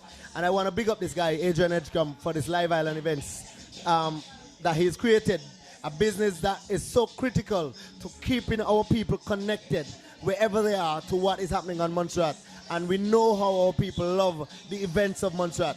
And this guy has gone out of the way to come up with a system that will keep that bridge. And really and truly, you cannot say enough about the initiative taken by this guy. And we hope that we can facilitate it, we can afford it, we can keep supporting this initiative. Because this is, as you heard Enoch say on our program, it's the first time in 107 years that Leeward Islands cricket was ever live streamed. So this is a big step. I think it's an important observation. And I even say that as a people, we should do what is necessary to actually enhance its production. Because there are people in England, in America, looking at this, right? And kudos to him, yes, but we have to have a discussion with him and see how best can we help you to even expand on what you have. Absolutely. And the point can't be made more emphasis could never be put on that more than what you just said. We have to collaborate. We have to work together. It's a small island, and we can have major impact if we continue to work together to expand our reach, to make sure that people are seeing what we have.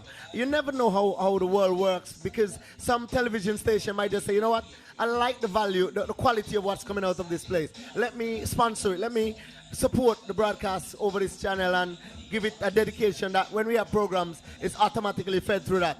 So there's lots of reach that can be had just from this small initiative. And there would have been further reach if Radio Montserrat was engaged and involved. Absolutely. And you must say that more often. Yeah, I must say that. Yeah. I will not stop saying that. And you must remind me next week. Absolutely. This is a big point, because next week, as we said, it's about the audience, about the people who are listening, the people who want to be interacting with us on the program, give them an ear and to get their feedback as to how they see the program going forward. And this is a big point. And we must commend the Ministry of Youth and Sports. Absolutely, absolutely. It's a fantastic initiative. Well, I will say this, right? As the president of the Cricket Association, when we were planning to start a soft start, and we heard of this, and we actually heard of it because the players were so aggressive. They went straight to the ministry maybe understanding that the cricket didn't have the resources at the time, and said, look, we want to do this. We want to start this. We want the support, and the ministry was on board. They've supported it. They have this hand sanitizing.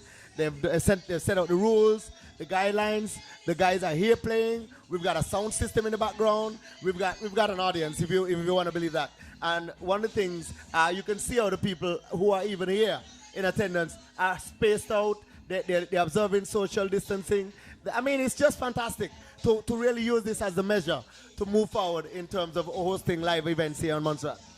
Looking at Leeward's cricket, looking ahead at Leeward's cricket, I think it's timely that we are producing fast bowlers of the ilk and quality of Damon Williams. It is right because you look around the Leewards, there's a decline. There's a decline, a constant decline of fast bowling. And if these guys are 18 years old, 19, I know Damon is a little bit older. Yeah, 24 I think is it. It's a proper age. And we have Quinton there. So basically, if you're able to produce 5, 6 fast bowlers, hoping that streak can play for Leeward. Absolutely. Well, my concern with the fast bowling pedigree out of the Leewards is that when we are supposed to be the most aggressive fast bowling unit. I mean, look at a guy like Jeremiah Louis, who had demonstrated such quality and pace. You have the guy Pemberton, Kian Pemberton out of Nevis as well. What I'm saying, you've got Shirley, you've got Quinton, you have Alzari. We should have been more dominant from a pace standpoint. Well, I don't think that the fast bowlers in Leewards are eating the proper food. That's number one. And doing the right work, construction work. I think they're genuinely weak, most of them. And it's difficult to ask somebody who lacks those core quality to actually stand up and give you good, long, penetrating spells. So let's focus on Montserrat and getting our youngsters, our fast bowlers fitter, stronger. Scotty's doing that. All right? We have to say kudos to him as well. Balance. Winston Scotland has a program, and because he's working through an athletics setup and he understands how an athlete has to stay fit, it's easier for him to just translate that towards cricketers who are athletes as well. So all of his setup, his work is in such a way. And you have a guy like Kenton who's a physio who can speak to some of the nutritional aspects, some of what you do in terms of keeping yourself dehydrated. You know, all of these little things, both. I think the good thing though, all the players are committed to improving.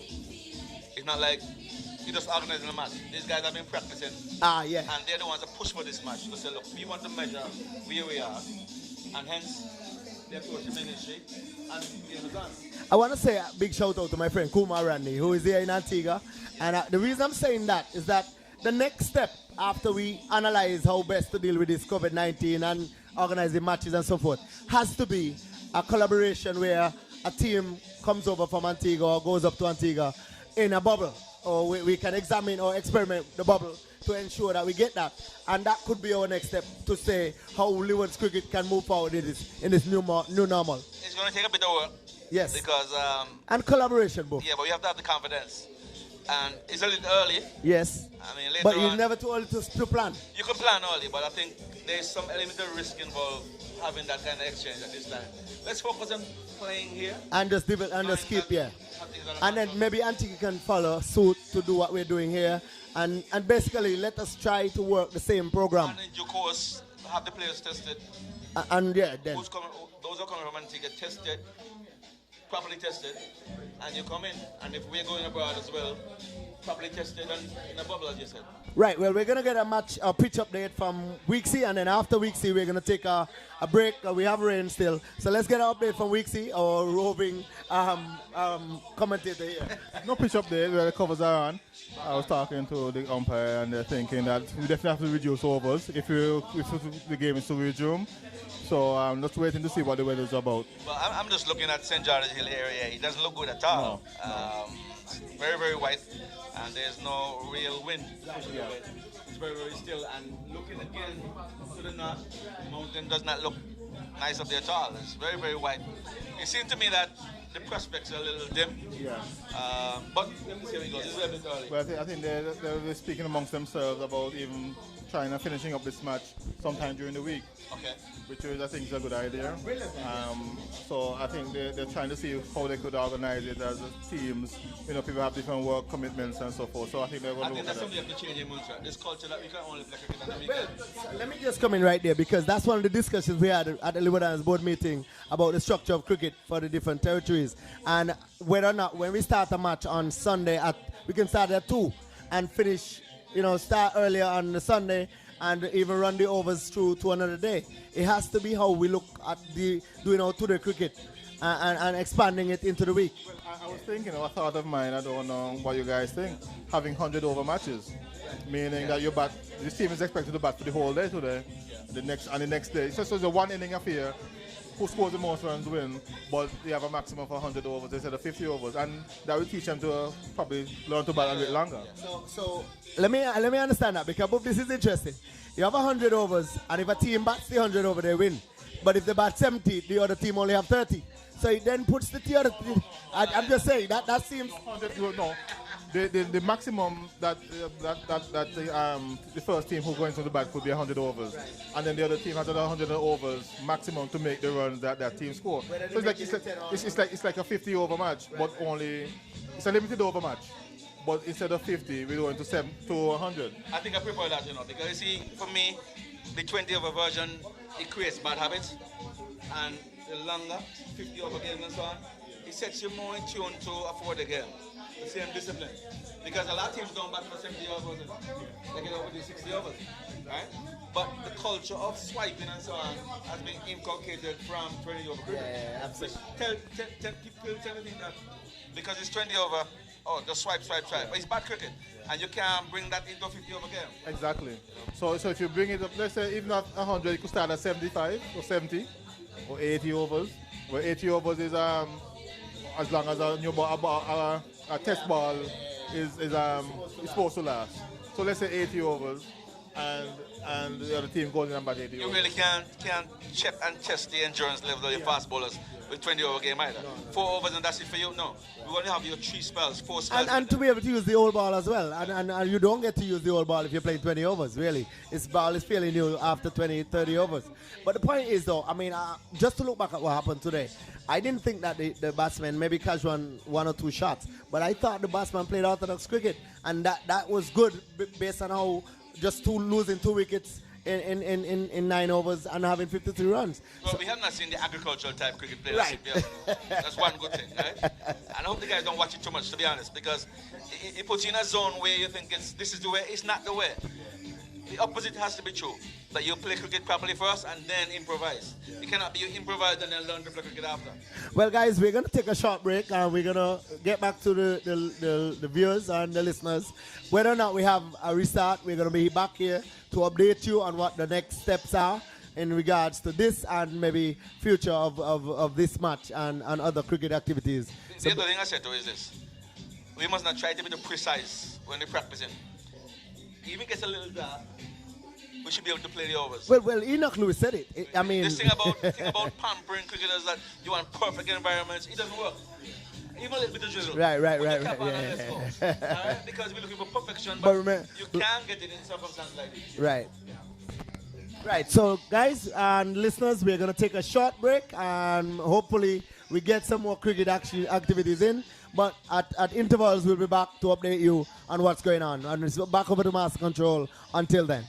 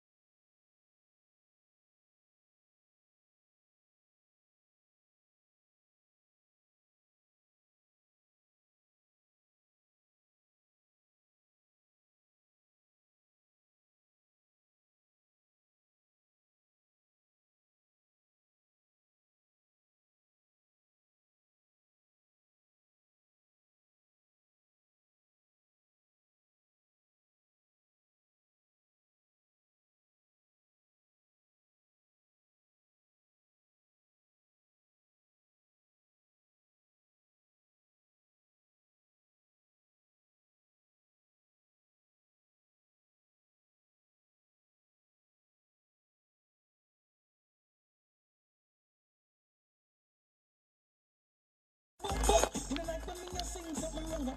Hear me not a rope. We no rock, we jump and we murder boy. Watch us style that. We shot some in them face. So we shot jump and out of the bump. Murder jump and some them do jump. Them fin no set. Terror X them cross and down bump. You know them do things. So not no come with body and bun. One of his face, one face with the bump. You know see kind of try that down. Different style, Terror X. So you stay to the floor. Why violate, don't shoot it off the blow. We shot them in them blood clad face. We saw them heads and exit show them blow. Terror X. Why some girl them feel like you shot that in them to the why from a road and a poor man a ras? Why you spread rumors say how Shelly sauce? Shelly say a giant she a post be a clot. I come in come pick a turn round and fight for us in a roadless wine. Oh na ya, come pick a kill girl say him tired in a roadless wine. Oh na ya, come pick a kill girl say him well. How many girl get slammed through money? Many. How many girl get bones of broccoli? Many. How many girl get slammed through money? Many. How many girl get bones of broccoli? Many. No boy can't play dolly house with me, girl. Me will step in nine face. No fear if a sergeant or general, me will step in your face. A boy try this, me will play the general and step in nine face. And all dog talk to me federal, me will step in nine face. I got one life to live and me nah be no punk. Me nah make no boy make me sleep and bunk. Me under me Guinness but don't think me junk. You coulda get a magnum punk. No boy can't play dolly house with me, girl. Me will step in nine face. No fear if a sergeant or general, me will step in your face. A boy try this, me will fit down and me engine sing. Sure as me band, me have a clip up girl wing. Under me Guinness and me skunk and ting. Girl coulda fat, me say girl coulda slim. Hear when me sing, the engine sing. Which hot girl have been me next victim? Under me Guinness, me say skunk and ting. Girl coulda fat, me say girl coulda slim. Hear when me sing. If you get tight to your okay, we have a flock of no bag and not sack of no. Ready for your tack of no, jack of no. You think we have a favorite cock of no. Big ship or rock of no. We have the keys in my padlock. Well, me, I want you just killing it on me bed. Me have the king, so if me buck you is a buckle and me know me have to win. Me have to make it sting to the way you are green. Just king, you wanna sing, you wanna sing, you ain't giving. She love the air. Coulda be me daddy from a funny man. Coulda be me mother from a lesbian. Coulda be me uncle from in Chatterman. Damn right. He coulda be me brother from a Boatan. Coulda be me sister from a Sokatan. Coulda be me cousin from a Tongatan. Damn right, more of them. Wish everything coulda dropped down on them. Girls, they parents, them wake up here. Girl, from you no sleep, adore. One man you keep, not four. And you not deep, you a seashore. Wine in a slow motion and give them a potion. A style can you close, no full of hands for. My girl and pose, you not a sore. Pop style for a girl, some more. Wine in a slow motion and give them a potion. A style girl. You no beg, you no borrow. Pride in your marrow. Embarrassment, carry your sorrow. Your future no look narrow. Sleep in a parrot. Me girl your life straight like a arrow. That's why man guy and fella wants the rap is yellow. You full of melody like a cello. You a leave, she a follow, she a sink, you be a shallow. No solid, she a love. The from you no sleep, adore. One man you keep, not four. And you not deep, you a seashore. Wine in a slow motion, and give them a potion. No style guy you close, no full of hands for.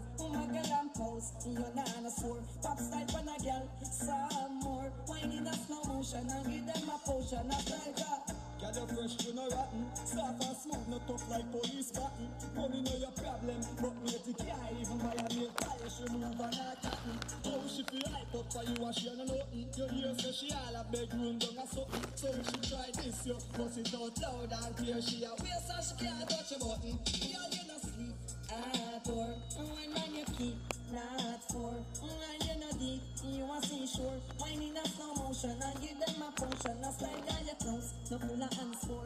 My girl and pose, you not a sore. Pop style when a girl, some more. Wine in a slow motion.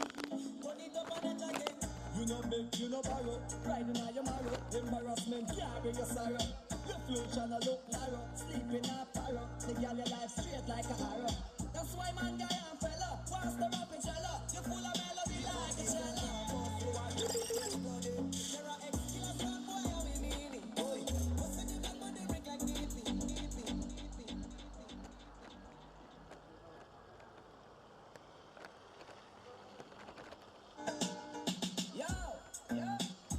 that time again.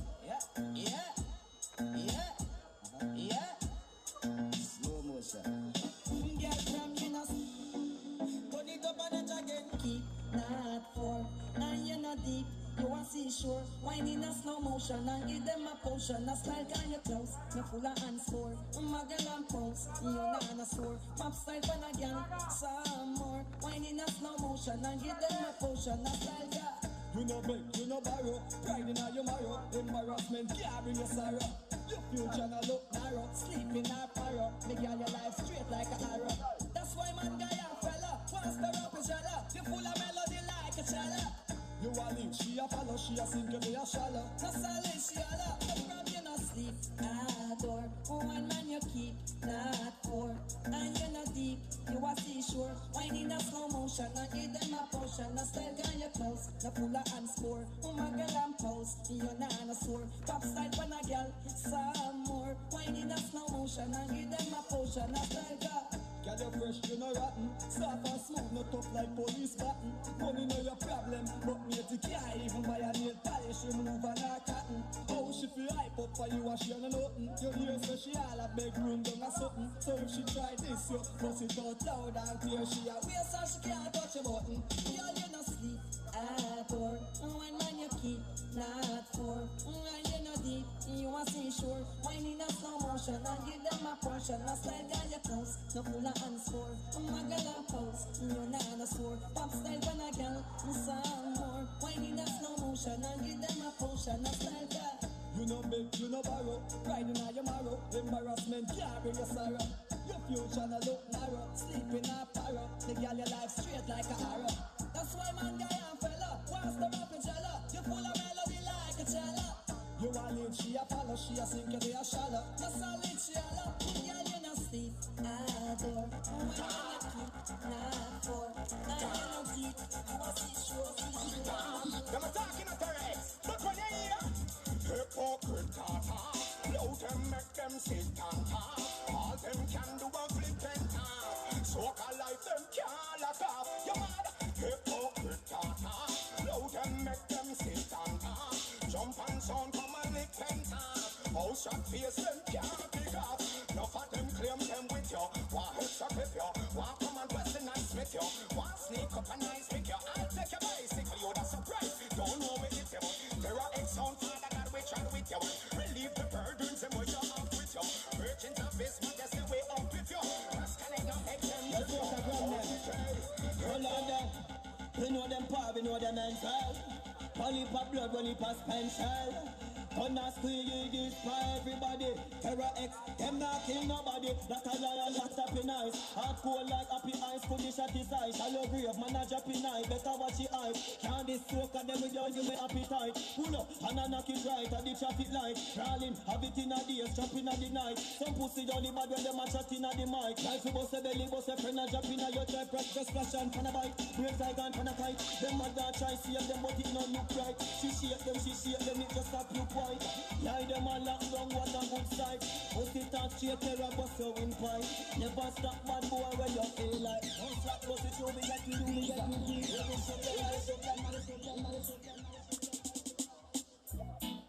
Oh, now. I say, oh, now. Oh, now. Oh, yeah.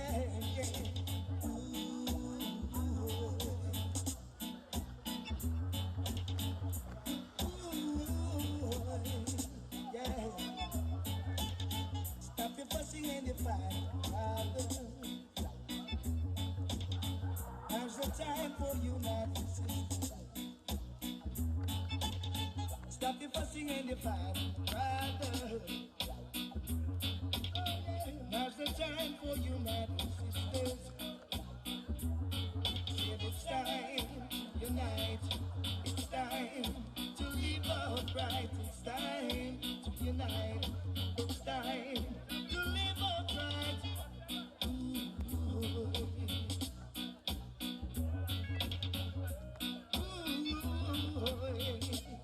Look at it. A chain is as strong as its weakest link. Oh yeah. Each one's his brother's keeper. Listen up, listen up. Unity Had to let your love come shining through. See, stop your fussing and your fighting, brother. Now's the time for you now, sister. Whoa, whoa, whoa, whoa.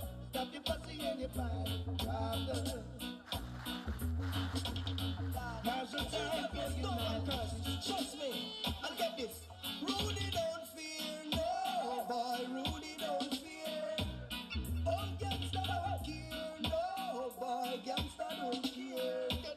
I say Rudy don't fear, no boy, Rudy don't fear.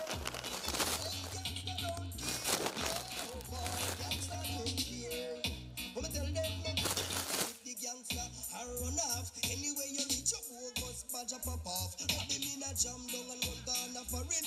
1 phone call, done everything. That gangsta is heartless, godless. No guy should test. Every gangsta make everybody has say yes in deal with progress, honor and no respect. If you get smart, so that's on your pop your own and let we don't feel. Rudy don't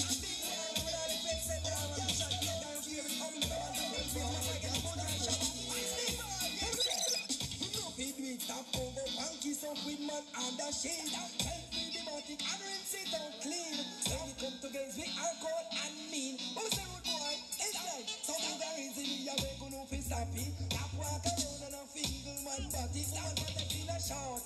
Rise out me cocky them down the other way and go big man hockey. What kind of thing this in a Kingston City?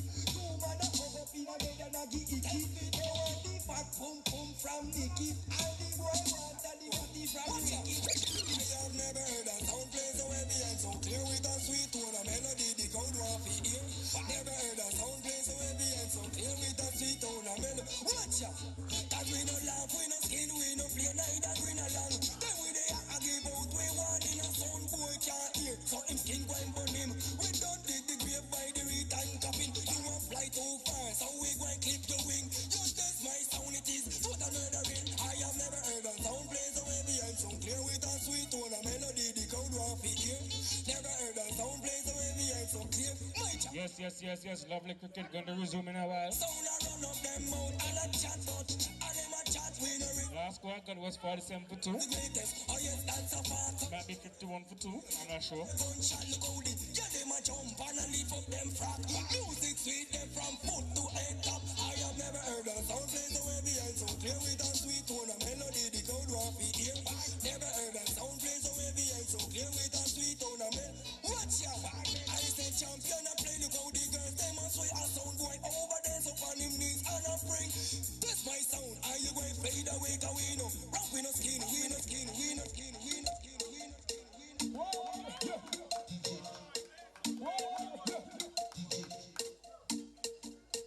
And I'm gonna say, if I war, you know I make it stop. If somebody not dead for me, gonna pop off. Man a big bad man, I take a farm attack. In a mill, if I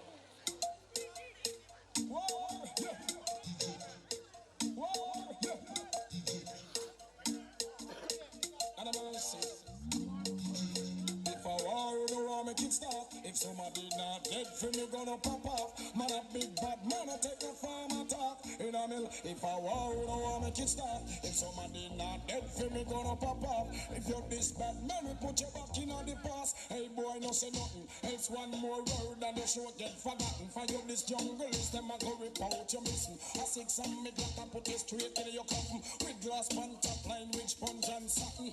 All my murder gram Mr. Press button. All I tell see you man. See you no watch nothing but you better watch couple coming out of the eagle. Tear off your face, put your finger recycle. To me look like a manga and look simple. Boy you exercise badness and look vital.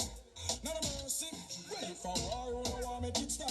If somebody not dead for me gonna pop up. Man a big bad man will take up all my time. In a mill, if I war, you know I make it stop.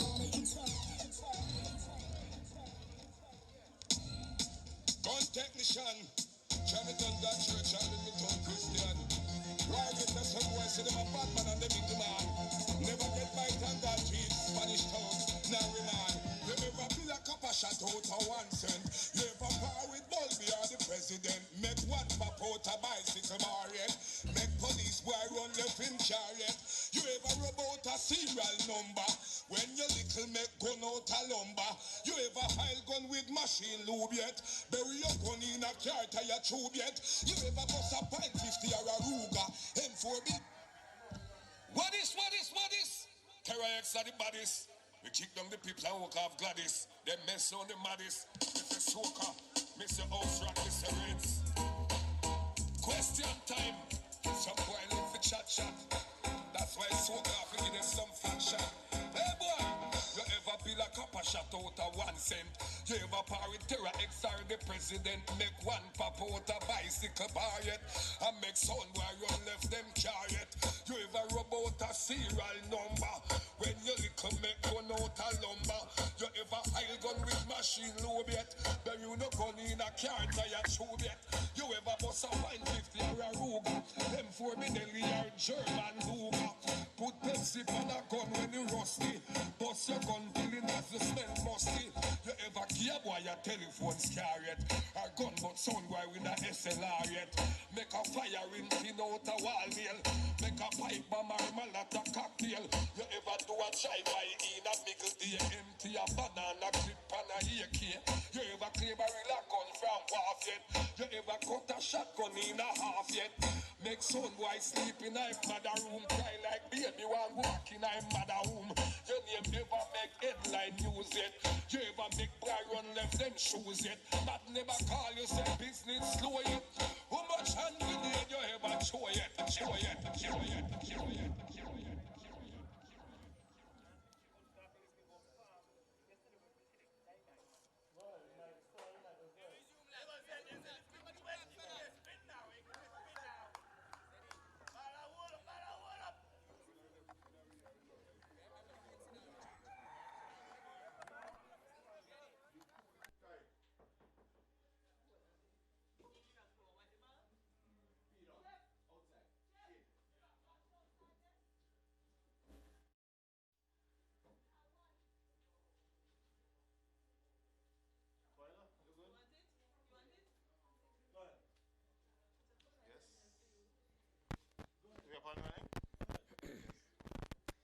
Good afternoon.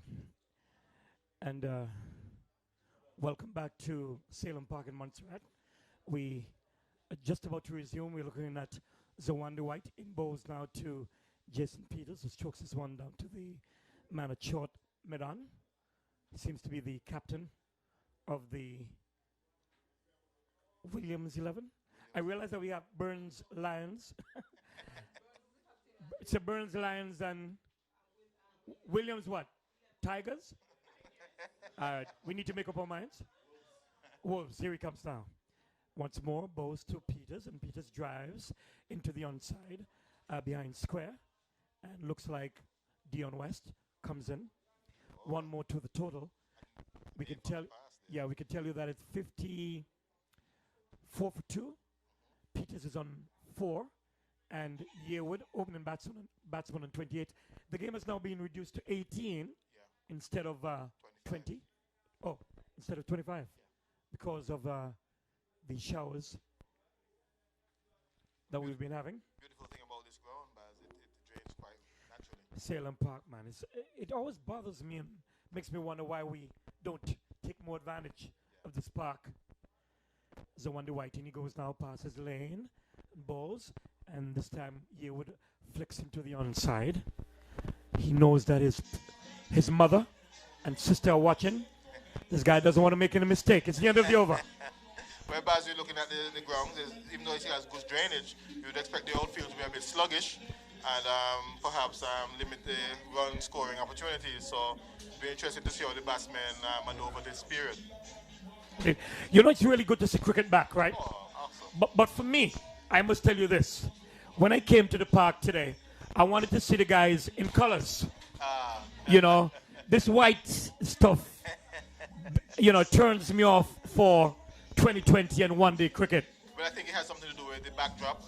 Not having enough resources probably too quickly. Really? Reinforce the background. It doesn't matter. They could wear different tops at least. I don't know how available we have anyway, with white balls at the moment. It is what it is. Yeah. We're having a good time. So it's going to be Who's this now? Aidan Aidan Liven comes up, bowls, is short down the leg side. This one comes off something. We'll wait and see. It'll run into the boundary. Fry can't get it. Let's wait and see what umpire Greenaway says. Leg buys, which I agree with. Yes. And total is now on to 58 for 2. We're inside the 11th over. Don't forget we're playing 18. We say good afternoon to you wherever you are out in the world. I've been told that we got some friends and family in Antigua who are watching. LiveIslandsEvent.com. We got to big up brother Adrian. Adrian Edgecombe. What a guy. And whenever I get in power, he'll be all right. Don't know when that will be. Here comes Adrian. Liven from the far end. Passes umpire Greenaway balls. And he goes back, works it around the corner. And Liven comes across. He's getting big. I saw him inside the bar a little while ago and I said, whoa. I think he's performing the duties that Buffon, Fitzroy Buffon speaks about for young fast bowlers. Yes. He's into the construction. Yes, but not the bicycle riding, eh?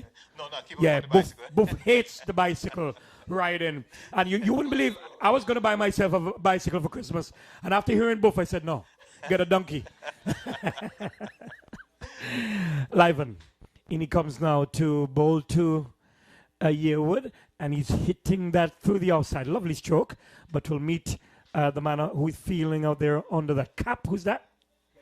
Kendall Wade. Kendall Wade. Yes, and then a beautiful shot there, picking the gap, straight over to the actually of a cover boundary, but only for one run. But looking quite comfortable is Christian Yearwood. And Yearwood is now on to... 29. What am I looking for?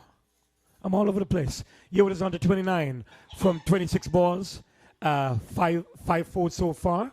And Jason Peters, the more accomplished of the batsmen, perhaps the best batsman in the Munster team so far. He's got 5 from 18, struggling a bit. Hasn't hit 4. So it's going to be live on again. In he comes and bowls to Peters. And Peters goes back, whips this around the corner. Good shot, that's 4. It's a bit too short. And for his pace, we'd advise Liven to take the ball up. Oh, yeah. I think he's been toothing a bit short and a bit straight. Yes. And a batsman, first-class batsman with the caliber of Jason Peters could easily handle that type of ball at that pace. Indeed, the total is now on to 64 for 2 inside the 10th over. Yeah. 10 overs and 4 balls so far. Partnership I'm seeing here is on to 37. Yeah. Yearwood is on 29. And Peters is very quickly now on to 9. We're talking about his strike rate. He needs to get that up. And interestingly, this is the first first scoring scoring stroke. Yes. So Liven is just about to come, but I don't think that Peters was ready. Yeah. Now he's doing a little gardening. Well, he's the head groundsman, the pitch creator as well. Oh, so any problems, he should be blamed, eh? Yes. So he should get 100. He better. Should get 100. If this is your ground, you should get 100. Here comes Liven now, into ball to Peters, and Peters comes down, meets him halfway, drives off the... and goes and meets, looks like Rodney. Yes, the tall figure of Stevel Rodney. Stevel Rodney, boy. It looks as if Peters is thinking of accelerating the... Well, he has to. The game was supposed to be at 25. Yes. And again, he doesn't know where the rain is going to be or when it's going to come. That's true. And with Duckworth Lewis, that dangerous guy. Here comes Liven, bows now to Peters, and Peters drives, lovely shot into the outside. Get some runs here. In fact, he'll only get 1. It does get 4. And my good buddy, that's Dion West. Yeah. And I know that he's annoyed. He's a hard cricketer, hard worker. One of the best fielders we've produced. Yes. I saw him outside a little while ago, and I was asking him if he's keeping. He said, no, I'm in the outfield. Yeah. But so that one goes away. It is now 68 for 2, and Peters is on to 13. Yearwood is on 29. And after 11 overs, the Burns 11 batting the 68 for 2. It'll be interesting to see what Damien does in terms of bowling, selection, bowling choices. I know he has a few more overs under his belt, him himself and General KB.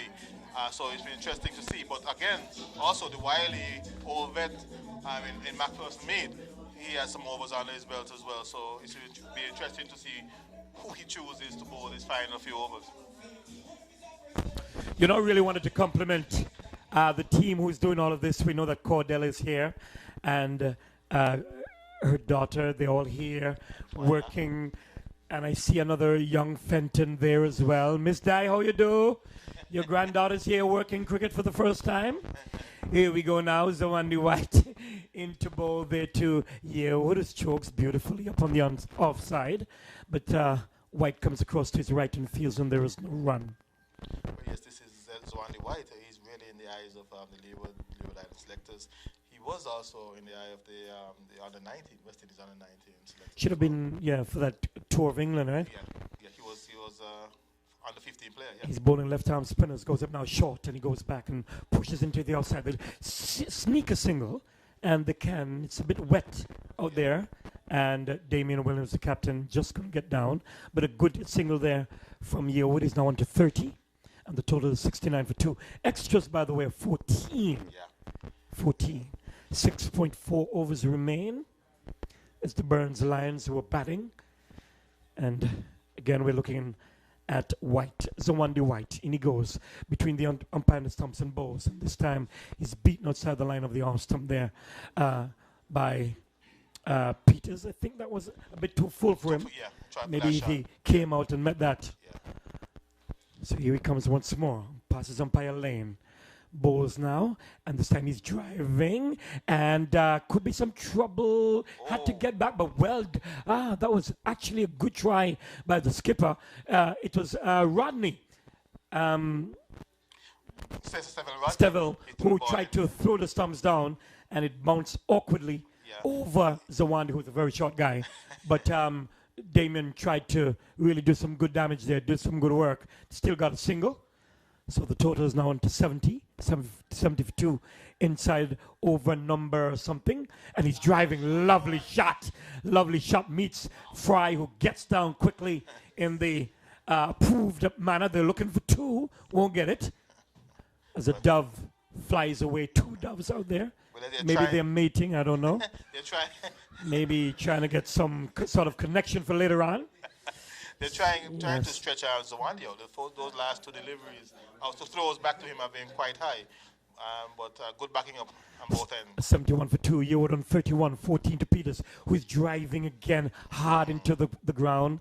And Peters seems to be struggling somewhat. Well, it's first time holding a bat, he said, in a competitive sense since he was in Antigua. Yeah. So you could imagine you see a lot of brown stuff out there. That would be the rust. Yes, but you know that Fitzroy Buffon will tell you, when it's in you, it's in you.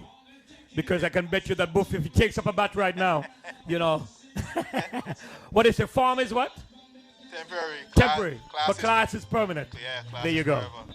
So we can tell you the total here, Burns Lions at 71 for 2. Yearwood on 31, Peters on 14.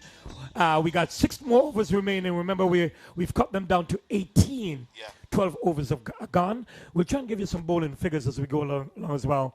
But it looks like McPherson Mead will pick up the attack in his cap from the far end. Yeah, and as I said, you know that I have a seasoned guy in McPherson Mead with overs on his belt. I would have expected him to make that change and bring him on at this moment. You know, when I look at people like McPherson, I'm saying to myself, even if you have in cricket in trees, on rocks, you can call Mackie. He's going to turn up. Yearwood goes back, stabs this one into the outside. And the captain at short extra fields, and there's no run. Something about Mackie is that he's one of the guys. Yeah. Mackie, you want a cricket game? He is there. Doesn't matter where, when, and who. Good delivery. Umpire says not out. Maybe he got an inside edge. He had to get an inside edge for that not to be out. Perhaps striking him outside the line of the off. There you go as well. Of course, our vantage point is not, correct to see. Oh, we got what is this? So I'm gonna speak about that in a while. He's driving. Oh, just short of Darlston. There, that short mid-wicket position, and good bowling there by Mackie. But I've been told now that we got review. Oh yeah. Third umpire in play. Wonder who's the third umpire, man. I love it. Exciting times coming. Now he's driving down the ground again. Big shot there from Yearwood. He's now on to 32. And the Burns Lions on to 72 for 2. Yes, good batting there, just stroking the ball up to long off, getting an easy single. I don't think you can afford any dot balls at this point. You should be looking to score off every delivery. Indeed. Montreal looking pretty, looking green. I'm looking at this tree down on the far side next to Dion West there with that beautiful tree. flam. Oh, it's beautiful. Comes up Bowes. He whips that into the onside. Wants one. Maybe they'll look for two. Let's see what happens. Don't think they'll make it. Jason Peters says yes, but no. Says, yeah, wouldn't quite rightly so too, as umpire Jeff Lane trots from the offside into the onside. And the total is now 73 for 2. Yes. I think Housewright needs to get his score updated. He's driving again. Finds the skipper. Yearwood is playing well. He looks good, but he just needs to find the gap. Huh? That's the end of McPherson Mead's over. And one thing about Mackie is that you know he's going to get through them easily. Quickly, and I think that's an advantage of him. Mackie is an interesting character. I remember when we were going to school, Baz, he'd be in the pasture hitting stones with his cutlass. School has begun. They say, Mackie, school begun, and that's when he'd rush home and get ready to go to school. He has it in his body. He has it in his blood. He breathes and eats cricket. Yeah, but you said he had a cutlass, right? A cutlass. But you know he loves agriculture too, eh? Oh yeah. Yeah, man, he's a fine planter. Yeah. So we got to big up Mackie all the time. And as I said before, once you say cricket, call McPherson Mead. He's going to turn up. What a guy. So, is the Rodney guy, Stevel, Interesting decision. tall, lanky figure, who'll bowl some meter paces from the pavilion end. And he goes now and bows to Peters, and Pete outside the line of the off stump. They're asking for it. Jeff Lane says no. No. Can we have this on replay? I'm excited about a replay. I'm excited about a replay. Here it is. Yeah, we might be able to see if we got a big edge. Let's see what happens here. And everybody inside the box, they're watching. Did he get an edge? Nah. Nothing came up on Snicko. Nothing came up on Snicko. Here he goes now and bows again. And this time he shows him the full face of the bat of the front foot. And there's no run. And seems as if we might have some more rain coming out of the Corkhill area heading into this area. I think it's going from Lees. Boy, remember that Lees had perhaps the best farming land in Montserrat, eh? True. I'm telling you. And there goes the thunder in the background as well. Somebody moves some chairs, and he's beaten outside the line of the off stump. Jason Peters tried to meet him halfway, bounced a little bit too much, went through to the keeper, and there was no run. Look at Rodney. Rodney's tall with some long arms, and he's easily extracting a bit of bounce, extra bounce from a good length. So Jason is having a bit of problems getting on top of him. And remember that we're inside the hurricane season as well. Here goes Rodney again to bowl to Peters, and Peters again gets a good delivery. Tight, just on about the arm stump, has to defend. It is 73 for 2 inside the 14th over. I was telling somebody down at the bar a little while ago that the Montserrat, I'm going to tell you exactly, Farmers Association, if they're smart, whenever that they need rain, call cricket. Call cricket. Rain will come. He comes up now. Bowes, he's outside the line of the arm stump. Very wide indeed. And that's a wide signal by umpire Jeff Lane. The rain seems to be going down south. And let's hope that it stays in that way. If you want to think about rain, we got to think in this mountain. Yeah. And seems as if something is coming that way as well. It's starting to come down now. Here he goes now as the rain begins to come, and he's driving. Lovely shot. Fry gets in the way down here, gets down in the approved fashion. It's the end of... One more. Got one more. Been told we got one more. Yeah. 75 for 2. Peters is on 16. He's struggling from 30 deliveries, 2 fours. Yearwood is on 32 from 34 balls, 5 fours. Here he goes now to bowl again to Yearwood, who hits that in the air. That's gone. That's gone. He's going to catch it. Did he? Over him, and 4 runs. 4 runs. Signaled by the umpire. So that's the end of over number 14. Yes. It is 79 for 2, and I could tell you that the rain is coming slowly. But looking at that shot, they're walking off. Looking at a shot in the replay, his foot could have been a bit more toward the pitch of the delivery.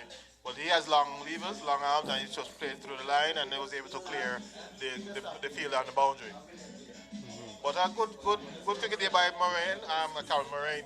Yearwood. And he's easily the pick of the batsmen so far. 36 not out with 6 fours. And the only thing is the 19 dot balls in limited overs since Baz. It's a bit much. You're looking here as well as Sullivan, who faced 11. So Yeah, something to work on. yeah. Jason's strike rate is 53 53. in That- comparison to Yearwood is 102. 102. Yeah. With 20 dot balls. Exactly. So, Jason needs to know, get a chance. And he's an established batsman. Yeah. He understands the game, Yeah. right? And you, as we would know, the rain interruptions wouldn't be helping.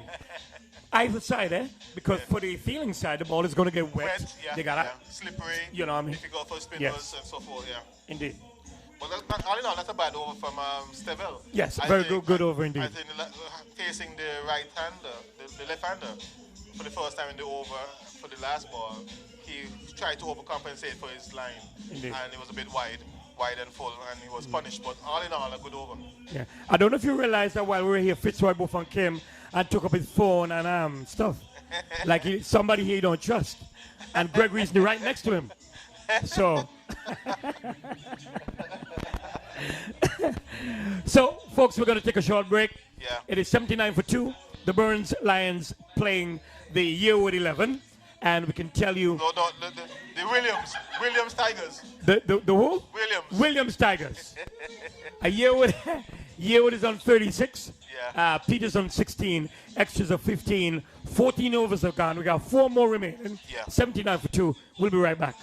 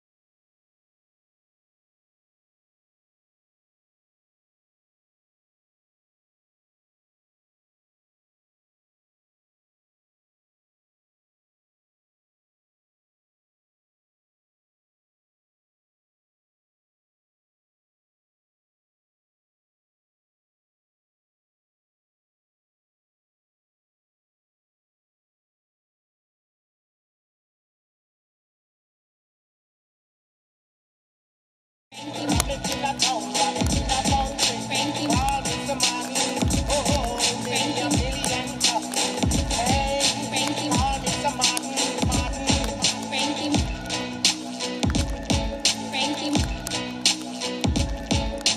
this is original coffee represent for Terra X sound. The big bad sound, I'm gonna say a soca. Y'all put jump on sound in the ground. Outright, Rascani, DJ Dirty don't say a word. ODJ, original coffee said that. Frankie music.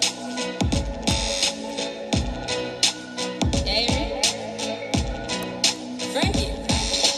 Ragamuffin reggae beat, dance all on the street, can't stand on the feet. 2030 we still a do it, every stage show we still a keep. Every big song them a repeat, them a respond in on them feet, them a clap hands in on them teeth. Make them heart attack in on my altar back, and no style we have them can't alter that. Me start a track and me start attack, so what them a gonna do right after that? Me only spit lyrics, no really talk a lot, and I know touchdown like quarterback. For my count up the money, give me half of that. Me coulda do it for the hype, but rather not. They give me joy for right rhyme pan beat, lay down like white line pan street. Music sweet, I just like one treat. Drop it hotter than island heat. Yeah, me with the island floor. It coulda be digital, I don't know. Hear some people say I don't grow. Tell them on for time go show. Kick it like a ballatelli. They say me look better on a telly. Give me the word and me aga shelly. That I'm a dream with the sun and Nelly. Give me the rhythm and chop it a chop. When me finish if it a drop. No say my voice up a proper on that. But when I'm still on a flat and attack. I do reggae music. Causing the commotion, emotion.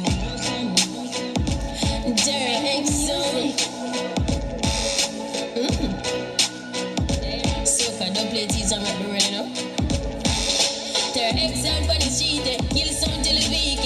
Can't stand on the feet. 2030 we still a do it. Every sound boy we still a beat. Every big song they for repeat. Them a respond in them feet. Them a clap and smell them teeth. We give them out a talk and sound boy a chat. Now when a sound man can't alter that. We start a track and then we start a talk. So what them a gonna do right after that? Now run big chunk, no talk a lot. Ain't no touch on like waterwork. Or we kill some boy cause that a class. So could I deal for the hype, but rather not. He give me joy for a rap on the beat. Lay down like while I'm on the street. Music sweet just like one treat. Yeah, it hotter than island heat. Yeah, we bring the island flow. It could have been digital, I don't know. Yeah, some people say I don't grow, but tell them we'll have that time go show. Kicking like a ballatelli. Terra X sound on the telly. Give me the real and we ain't got shelly. This how we can drop. Some people you're right, and them still choose to show you hate. Sure. Run them out of your yard. From them I play bad young. I them a backbiters. Hypocritical, two-sideless.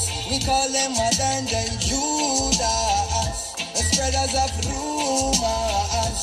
Oh, them a backbiters. Hypocritical, two-sideless. We call them modern day Judas.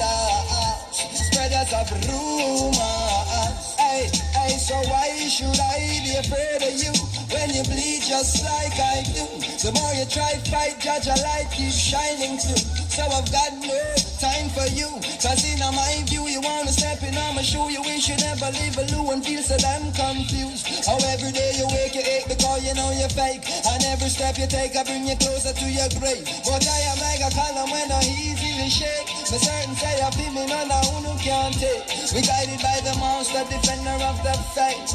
Yes, all them to be great, all them are backbiters. Hypocritical, two-sideless. We call them modern day Judas. The spreaders of rumors. Oh, them are backbiters. Hypocritical, two-sideless. We call them modern day Judas. Spreaders of rumors. But your teeth and tongue gonna let you down. Reward for your words shall be profound. Oh, screw all you want, but go loo and drown. Me slew you like Goliath with a stone from a crown. Not even the dog that beset on the wall of Babylon shall escape in this time. So what?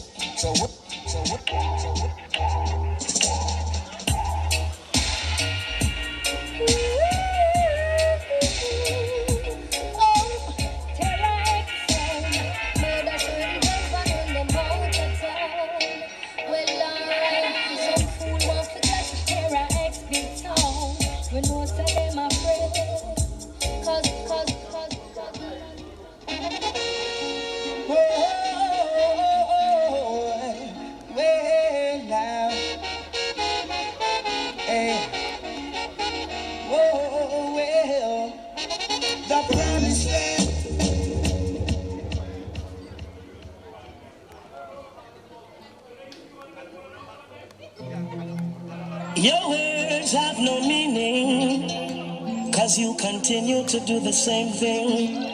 Now sorry is a sorry word. Look at all I've done for you. Come with your sweet talk. You call me a sweetheart. And every day you break another piece of my heart. Ooh, I'm sorry that you're sorry, but sorry's not good enough for me, baby. I'm sorry that you're sorry, but sorry can't dry my tears, lady. Each time we fight, you come with your same story. Now you're sorry, but I'm sorry 'cause I can't accept your apology. You say it, but you don't mean it. You say it, but I don't believe it. You say it, but you don't mean it. You say it.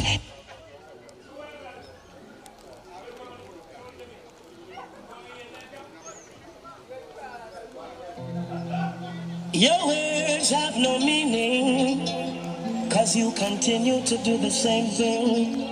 Now sorry is a sorry word. Look at all I've done for you. Come with your sweet talk. You call me a sweetheart. And every day you break another piece of my heart. Ooh, I'm sorry that you're sorry, but sorry's not good enough for me, baby. I'm sorry that you're sorry, but sorry can't dry my tears, lady. Each time we fight, you come with your same story. Now you're sorry, but I'm sorry 'cause I can't accept your apology. You say it, but you don't mean it. You say it, but me don't believe it. You say it, but you don't mean it. You say it, but me don't believe it. Where you want me for the, you're too repetitive. Me versus you, everything competitive. And no summer waffling, no one of my prerogative. You say you want me treat her right, girl. Look at what you give. Hear about my feelings now. You don't have time for me. Loving where you say you want, you don't have a divine for me. One of the things me and through the grapevine, you see. When we confront you, I one bag of lie, you see. You say it, but you don't mean it. You say it, but me don't believe it. You say it, but you don't mean it. You say it, I be talking. Hey, I'm sorry that you're sorry, but sorry's not good enough for me, baby.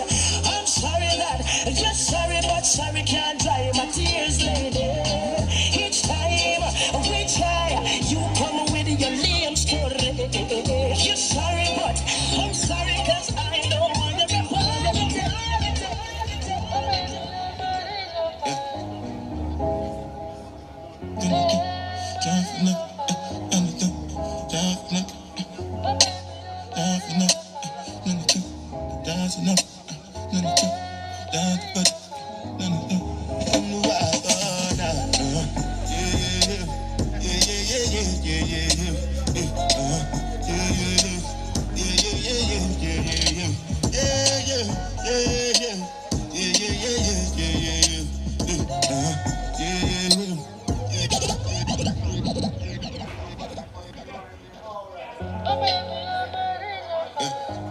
Yes, massive. Yeah. Lovely cricket.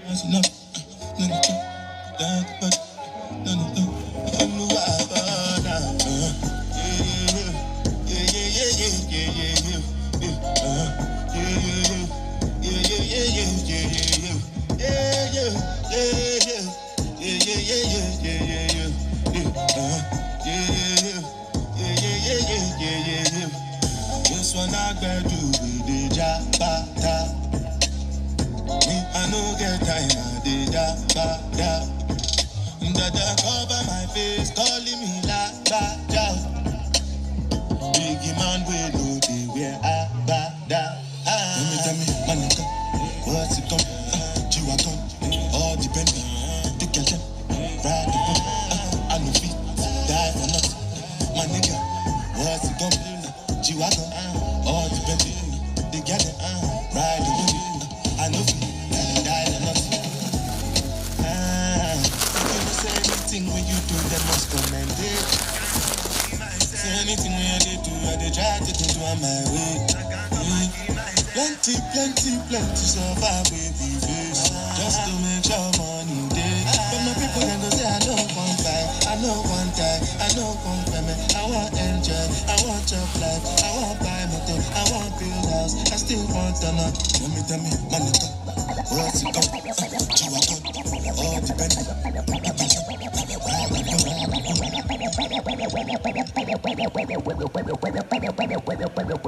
The second half is going to resume. The second half is about to resume.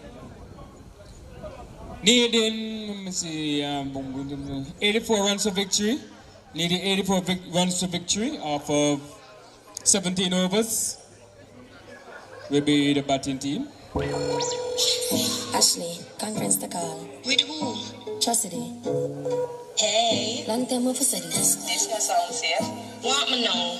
Let me tell you now a little story. Me have a man, we have a woman, we don't know about me. Why me know? I made him sing about. She don't know me. The body make me happy, do me no own it. This is the original side chick song. Be open on my feelings for your next. I made him sing about. Quite wrong, but it never plan. Normally me a wife, me no whole side position. This is not my style and I saw me tan. Be open on my feelings for your next girl, man. Me know it wrong, but it never plan. Normally me a wife. What am I saying? You like one and if you like me, no forgive. Some feel a little better if you me in cheat with. When you are the wife, you don't know who else in my freak. Oh, when you're on the side of you, we might tell everything. Him rate me highly, while me treat me like a wifey. I be respect, non-text when him beside me. The only thing I say we lucky and we private. And if me sit up and they got me up, hide it. Most you know me now go confront me, girl. Not the type of search and. So the correction is 80 of 14 overs. We need 80 runs of victory of 14 overs. This is the original side chick song. Be open on my feelings for your next girl, man. Me know it wrong, but it never plan. Normally me a wife, me no whole side big position. This is not my style and I saw me tan. Be open on my feelings for your next girl, man. Me know it wrong, but it never plan. Normally me a wife. A man is always gonna cheat type benefit him. Give me anything I want, so me nah go stress him. Prefer know who him a fuck and be the victim. Kai for find out from a stranger, me I go let him. And I like me, no know no words. But well alert, me can't get hurt. We ever a flirt. It make me happy, send me happy, send me happy, send me happy. Needing 80 runs of victory. Needing 80 runs of victory. Will be the batting team. Who's the captain of the batting team? It is I. It is I. Oh, Lord Z from Power Rangers. Lord Z from Power Rangers. Hey, me a say man. Terra XO. That's a soca, me a say Rascanic. Me a say house rap, me a say all DJ. A mad thing, you know. Bad man setting, you know. Terra X, I can't with them around. Terra X, them can't tell you them a kill. And them a link up a station.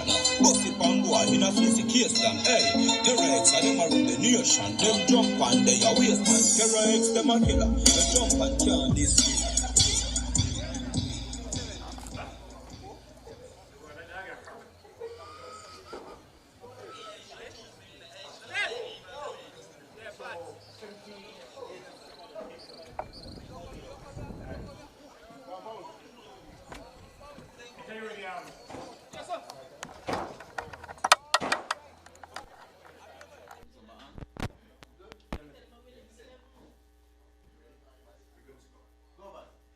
Good afternoon, we're back.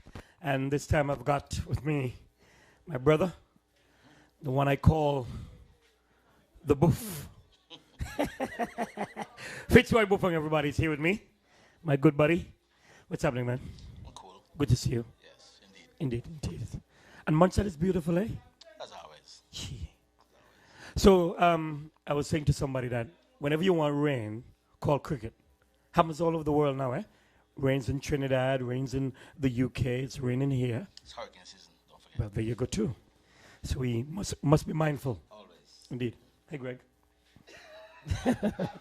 So we yes.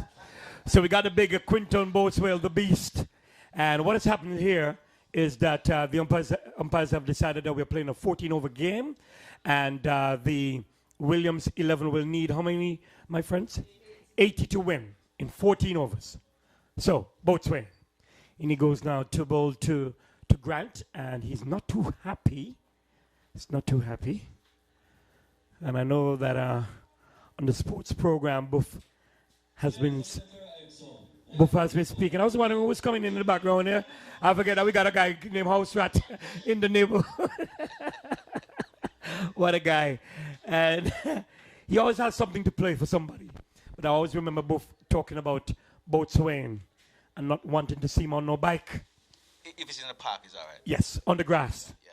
So here he goes now. Passes umpire lane, and he bowls. And this is outside the line of the off stump. Grant lets it go through. Good pace. Taken by the keeper, and there is no run. Well, I can't judge the pace yet. I want to see, 3, 4, 5 balls. Mm-hmm. That's really But it's a good carry.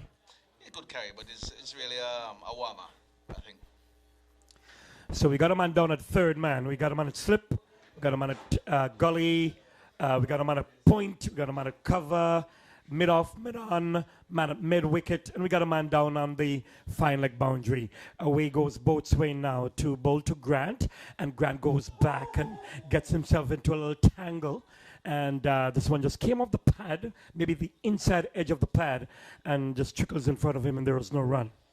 I still want to see him use his run-up a bit more. We know he has strong upper body, but I'm still looking at his run-up, and to me, all is not well yet.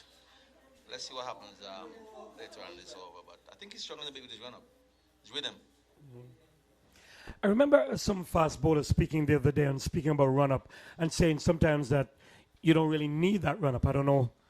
But here he goes now, Boatswain to bowl to Grant. And Grant is playing an awful, awkward-looking shot. I think he was trying to heave that somewhere over mid-wicket and got himself again into a little tangle, like his feet maybe got tangled up inside of him. They both. And talk to me about that. I think he played around the ball. He should be better advised to play straight. Even you're hit straight. But to take care of the ball, trying to play across the line is ill-advised at this stage. So it's Boatswain. Just below box. They call him the Beast, everybody. And he goes now, passes umpire lane, and bows there, and he's driving. Lovely shot by Grant, but of course for no run. And the man out here at mid-off, Tavik. That's Tavik, right? Benjamin takes out his green rag and does a little polishing. Boatswain throwing the ball from hand to hand, turns just below a box. In he goes once more to bowl to Grant, and this time Grant is driving again. Even better shot, as I said, even better shot. And Tariq this time just didn't get across in time. And in fact, maybe he got across too much and beat him down into the long off boundary and got 4. Well, it's a feeling error. There was no barrier. Yes. You look at the replay now, you realize what's happening there. And when you look at what Fry was doing previously, getting down on all fours, away goes Boatswain now to bowl again, and he goes up and he gets a good delivery. That one bounced and then shaped away and moved. And that's the end of the first over. We can tell you that the Williams 11, a 4 without loss, they're trying to get up to 80. Yeah, I thought you were saying earlier, Basil, that some fast bowlers were saying that the run-up is not necessary. Yes, which I think it was Ambi who was saying that after a while he said to himself, maybe I need to slow down or maybe cut my run in order to maintain myself or sustain myself. But that's a different thing to saying the run-up is not necessary. Yes. The run-up is always necessary. Yeah. Because like Boatswain, right? He has strong upper body. Yes. But he still has to rely on rhythm. Exactly. Right? Okay, you're bowling off upper body, you have a problem with injury later on, right? So you really need rhythm. And as you run up and your rhythm, your approach to the wicket, that really makes it easier for you. Mm-hmm. So we got a new bowler from the top end, Buff. It's going to be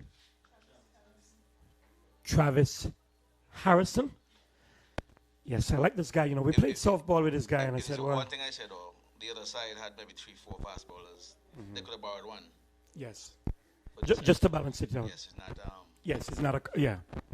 They should have actually a fast bowler on this side. Yes. So Harrison, it is will bowl to the guy who's been around forever, Dalston to it. And we see a man out at deep square leg. We see a man at fine leg. That's Boatswain. Short mid-wicket area. We got a man out at long off, long on, cover, backward point, short third man. And we got a man in slip. Here he comes now. Harrison into bowl to it. And to it hits that in the air over and down the ground. Good shot there by him. Straight, well-controlled stroke, and he gets off the mark. First ball with 4, and the Williams 11 now 11-8 without loss. Because you see what happened, Basil, right? When you recognize you have one genuine quickie on this side, if you're careful against this genuine quickie, you can almost take advantage of everybody else. It should not happen. Yep. You're really short of another seamer. I think it's a mistake. We should have had another seamer. Yeah, switch on this side. Yeah. Harrison, in he comes now to bowl to it, and to it again gets a good delivery. This was a no ball, by the way, and almost got himself out in trouble there. He was actually going to go for his bat, which actually came out of his hand because that ball seemed to have bounced just a bit awkwardly there, both. What I like about the youngster though, he's a strong action. But it does not look that strong, but he's a strong action. He hits the deck very hard. And that's what I like about these youngsters, all of them. Every one of them, they're hitting their hard, they're willing to work hard and extract whatever is there in the surface. He turns and he comes now. Once more, passes umpire going away, balls, and this time Dalston to it, comes down, meets him halfway, hammers that somewhere as another a dove flies away into the distance, and we'll wait for the signal. Did he signal 6? He did? 6, yeah. Set at 6, and that's a good shot by Tuitt. Came down, met him halfway. I think because of maybe what happened the last delivery as well. I don't think this seamer will pose much of a challenge to Dalston. Knowing Dalston, even on memory, he's still dangerous for him. Oh, yes. Dalston recognizes he doesn't have the pace of Quinton, and he can take more chances against him. So they'll be cautious against Quinton, but take risks against young fast bowlers. Yes. 15 without loss it is. And we can tell you that the real cricket lovers have come out still, eh? And this is Montserrat. Montserrat is perhaps the only place around the whole region that you say cricket and people are still going to come buff, you know? We love cricket. I mean, the whole country loves cricket. So it's not surprising at all. Seems if the ball has disappeared. Well, it shouldn't have gone that far because, to my mind, it went just behind the vehicles. And as usual in Montserrat, everybody goes to help. We can see the owners of the property where that ball is or went trying to say no, go left, go right. And we used to do this a lot in Harris's booth, Hyde Park, eh? But I must tell you too that there were times when we needed the ball to practice in the afternoons. Mm-hmm. So 5 guys will chase after the ball Oh, and yes. if you tuck it one side, that's for tomorrow. Exactly. Not that is right, but it Yes. happened. Exactly. Exactly. Adrian. Adrian, you got us here? Yeah, because no cricket is going, so are you with us? They're making sure. All right. So I'm saying, and let me ask you a question though, both. Playing on small grounds and village games back in the day, how exciting was that for you? It's nice. Well, 2 things I say. We're also short and small that going like this is ideal for us. When you went to Sturge Park at the early age, to get a 4 days hard work. But then on the small grounds in Harris and all of these places, you know, you can get 100 without trying too hard. Because remember, at Sturge Park, 2 runs is actually 4 on these grounds. Eh? There's not a lot of running here. Yep. You don't run 3s here. It's either 1 or 4 or 6. So I think these guys who are playing on this field have an advantage that we didn't have. Right. And what about when you were playing in St. Patrick's, where feelers were down the hill, and sometimes you'd have to call somebody and say, "Look out, the catch is coming." Ball is coming. Lawrence, we think of Lawrence daily when we think of cricket, you know, in St. Patrick's, boy. Yeah, Lawrence, wherever you are. And people like Byam up in trials, and what's his name there? Used to bowl left arm, left arm swing bowler from South, man. You know him very well. Yeah, left arm. His name, oh man. He's working well. Jarvis, what's his name? I think his surname is Jarvis, man. Yeah, man, but he's from South. We all know him very, very well. He's not Lindo? No, Lindo is from Kingsale. But we had this guy from South St. Patrick's. Here comes Harrison now, bows again, and he lets it go outside the line of the arm stump. Stumbles a bit out of the keeper's grasp. Goes to the man at first slip, and there is no run. 15 without loss. Don't forget the Williams 11. They're trying to get up to 80 for victory. And it's good to see cricket back on Montserrat. I'm telling you, absolutely. Harrison turns on the far side with Alsby behind him, looking so green and lush. Comes up ball short and he stares us down to short third man. One of the best fielders in Montserrat is right there, but fires that one in. That is the small guy. What do we call him? Smitty. Smitty is down there. There's no run. Dawson to it, doing some tapping, doing some gardening.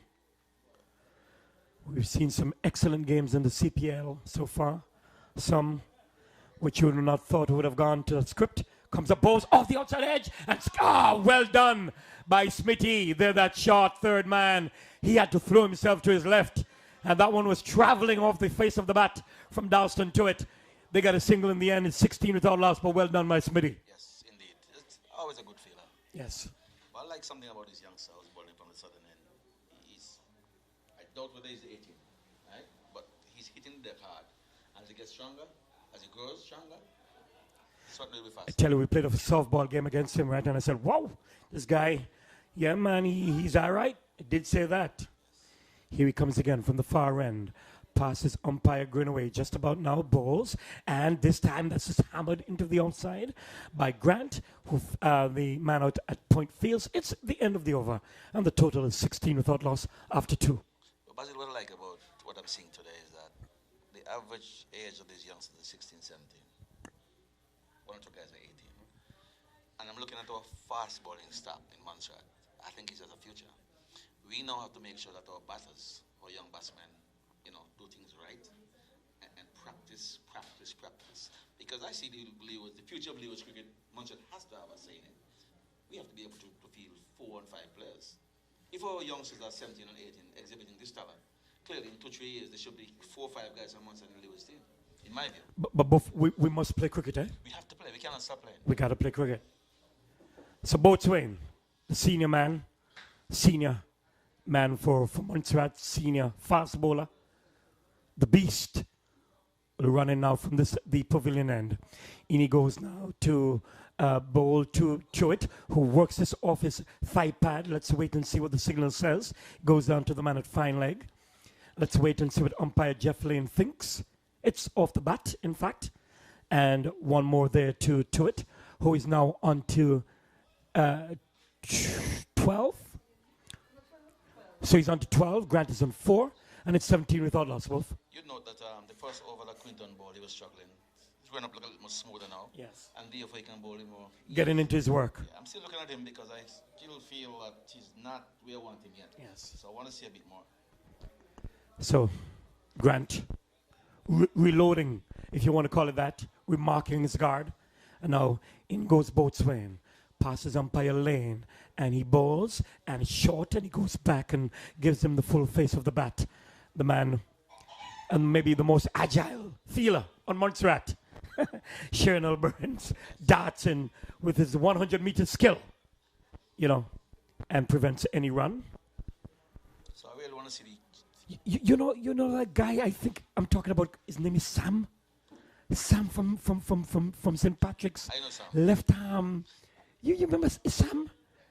Comes up now, balls short, and he whips us down the outside. And the man from that fine leg comes across. Did he misfield? He does. It's gone for 4. Very lackadaisical. That almost looked deliberate. Listen, I saw Darren Bravo do that yesterday in the Trinidad game. And the umpires, they couldn't believe Bishop is saying, really? Do you remember Cardella? You see what happens, right? The youngsters have to understand and maintain the fundamentals. Be focused. Long barrier, never fail you. Never. Never fail. Never. 21 without loss. Boatswain. In he goes now to bowl again to Grant. That's a terrible delivery that's gone away for 4 wides. That was way down the leg side. It was overtossed. What happened there, Buff? The total is 26 without loss. I think the wet ball probably contributed to his slipping out. But, Boatswain is our senior fast bowler here. Yeah. And we have invested a lot in him. And he's just, 30 years now? 30? 29 going 30. Really and truly has 2 years to get it right. Time is running out. Got 2 years to get it right. You got to get it right. Because what happens at 31 is that as a fast bowler, you're really leaning towards the other side. Yeah. And then there's somebody 23 actually bowling your pace. Yeah. So you have to crack it now. Time is running out. Look at it now. Sam Sam Jarvis, man. You remember Sam? Sam Soak. That's what he used to call him. I know discussing Sam. I don't know. Same one from St. Patrick's, man. Left arm seamer. Left arm seamer. Wherever he is in England somewhere. Boatswain comes up, Boatswain. Lovely shot there by Boatswain. And this time, Tariq, that's his name. Tavik Benjamin gets everything behind it. But he's looking good when he gets on the front foot and drive. Now, Curly Ambrose was saying the other day that he never liked it. He never liked to see batsmen getting forward and driving him. He says, if you want to drive by a car. Well, I agree with him. But you as a batsman, Boof, you love that shot. Exactly. Boatswain goes in now, bows again, short, and he had to pull his head out of the line of that one. That was short and well directed and well fired up, but well played in the end by Grant. Yes, definitely. But see, Quinton is getting into this rhythm now. It's easier. If you're struggling to run up, you're going to have difficulties. He's going through a little smoother, it's much better, you know. But that's what we expect from him as a senior fast bowler at this stage. 26 without loss it is. Don't forget, Williams 11 trying to get up to 80. Boatswain. In he goes once more to bowl to Grant. Grant goes back and then forward. And quickly in comes that guy, Shernal Burns, the captain, darts in. It's the end of over number 3. And after you both, it's going to be Gregory. Well, he got very excited. I don't know. Well, Boof, we've got cricket, and it's really getting exciting. Quinton getting a bit worked up after what it appears as if that the youngster would have pulled him. The umpires are signaling power play number 2, I think. But Boof, really and truly, Quinton looks very sharp, quick, and he's bowling within himself. He's not trying to do too much. And you can just see him just gently pacing, not running in too aggressive, but really exploding when he gets to the crease. Well, I actually want to see him getting a bit more aggressive. Because, you see, to my mind, still easier to run up, struggling a bit to run up. When he gets it right, he bowls quicker. So, to my mind, there's too much reliance on upper body. You still need rhythm. And your run up has to be right. So he has some work to do. He looks better, but he has some work to do. Well, there are 3 overs gone, Boof, and Quinton, he's bowled 2 overs for 10 runs, and young Harrison bowled 1 over, which was roughed up by Dawson Chewett, and skipper Shernal Burns has taken over from him. Coming in from the far end, comes up to bowl to Chewett. Chewett is getting a short one. He's just saying, I'm here, and a wide signal by umpire Greenaway, but definitely Shernal Burns is saying, hey, I'm not Harrison, I'm Shernal Burns, I have my little quicker. No, but Harrison still looks good. I mean, yeah, he has a good technique. But he's hitting the card and it's good. Absolutely. His edge, the right attitude. Proper attitude, and you're looking at someone who's 15, 16 years old, and definitely with that type of attitude, it can only improve and increase. Here is Burns up to the wicket to bowl to Chewett. Chewett is getting one and is flashing at it outside the off stump, and I don't think that was the most advised shot. Well, you must remind yourself so that Dawson had not played in cricket for a long time, a couple of years, right? So he's finding his way. But you know, if he finds his way long enough, yes, it can cause a problem. But right? I had seen examples in that over to Harrison where he ran down the track and hit him over deep mid wicket for 6. But it's Shernal Burns, and Shernal is going to make him smell the letter or even try to make him hit him. Here we go. Up to the wicket does Burns, comes in. Balls to Chewett. A good delivery, but out wider. And Dawson Chewett was not inclined. He's growing a bit of a tummy buff. I think Chewett, he's in his 30s now. So maybe just a little bit of... It's not the reason to grow chubby down. Okay? I'm just saying, he's looking the part. Probably getting close to retirement, buff. Here is Burns up to the wicket to bowl to Chewett. He hasn't bowled anything but short balls. Here's Chewett flashing another wide delivery. Well, that one was a bit closer. I'm not sure that was wide, buff. That one was way closer than the one before. So, umpire... It's always going to be difficult for us from this angle. But we get the replays, don't we? We get the replays. So, if we do get the replay and we see it, we probably have a different perspective.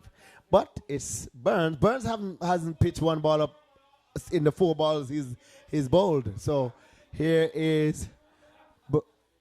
And he's cut back with a .4. Well, Chewett is going to take the attack. He's going to take the attack to Burns. It's a matter of time. It's a matter of time. The score is 33, Boof. 33 off 3.2. If you're bowling that length consistently, you give the batsman a free hit as far as I'm concerned. Absolutely, absolutely. Because there's no surprise delivery. He should be mixing up and pitch some fuller. Yeah, well, I'm not sure why he thinks he has to be that aggressive and try to bump every delivery and try to be attacking with everything like that. I think he needs to pitch it on a fuller length and let the ball do. The ball is new and it's going to do something off the track. We've seen that before. The wicket is hard and bouncy, so there's no need to try and bounce Dalston, but pitch the ball on a good length and let it do the rest. I would still like to see Quinton a bit more rhythmic, because I think for him to get back to the pace that he had before, you can't just rely on your upper body. You gotta rely on the rhythm, nice smooth run up, and the right time to explode. We've seen signs of it, but I think Yeah. to work to those skills. Well, remember he's saying it's several weeks of lockdown or months of lockdown, and he's saying he's coming back out rusty, but he's still trying to, pace himself, and I like that. I've seen that, and I see the talent that's in him anyway. So he's still got it, and he's bowling very fast. He has to be in the close to 90s. Here is Burns, who's not as fast, but is doing a lot, and he's slapped it to the offside. It's hit Indio. A valiant attempt there by young Harrison, going back and trying to take it over his head. Only one runner, but Dalston wouldn't be trying to run too, I don't think. I mean, clearly he wants everything to go to the boundary. That time was a edge, sort of like mistimed shot, and. See, for me, right, the sign of somebody bowling fast is how the keeper takes the ball. Not necessarily a short pitch delivery, a delivery of good length. Right. That has carry. That's for me. Burns to Grant, first time pitched up, and this is different, Buff. This is way different. Now, the first delivery to Grant was foolish and pitched up, and that's a big difference to what we've seen him bowl to Chewitt. He's not gonna pitch the Chewitt, you know. Chewitt is a licensed batsman. That's the Chewitt. He's on 17. Grant is on 4 from 13 deliveries. 34 for no loss. We're in the course of over number 4 of 14, chasing 80 for victory. Burns, the captain of the other team, which have batted, and a wide delivery. The ball is doing something off the pitch, Buff. I can see that. He's getting some movement, and he would need to pitch it more on the stumps and let it cut away if he's getting those movements. He has to bowl closer to the stumps. I think he's a little too wide. You look at his release point and so on. Everything's going towards the outside. He'll stabilize himself a bit more and not fall away so much. It's Burns. This delivery and see if there's any improvement. Yeah, he's bowled 4 deliveries and it's 9 runs off him so far. And it's now 35 without loss. Here is he up to the wicket to Grant. Grant is driving back up the track. Well fielded by Burns. Umpire signal over. But I am not sure that we have 6 deliveries bowled. I think there were 3 or 4 wides. And they've got it. Well, they're looking at it now. They're looking at it now. I very much doubt whether over could be completed here. We saw maybe 3 or 4 no balls.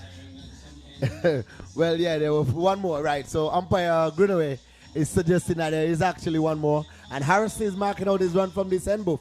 So maybe that is a change of. Maybe Quinton coming from there then.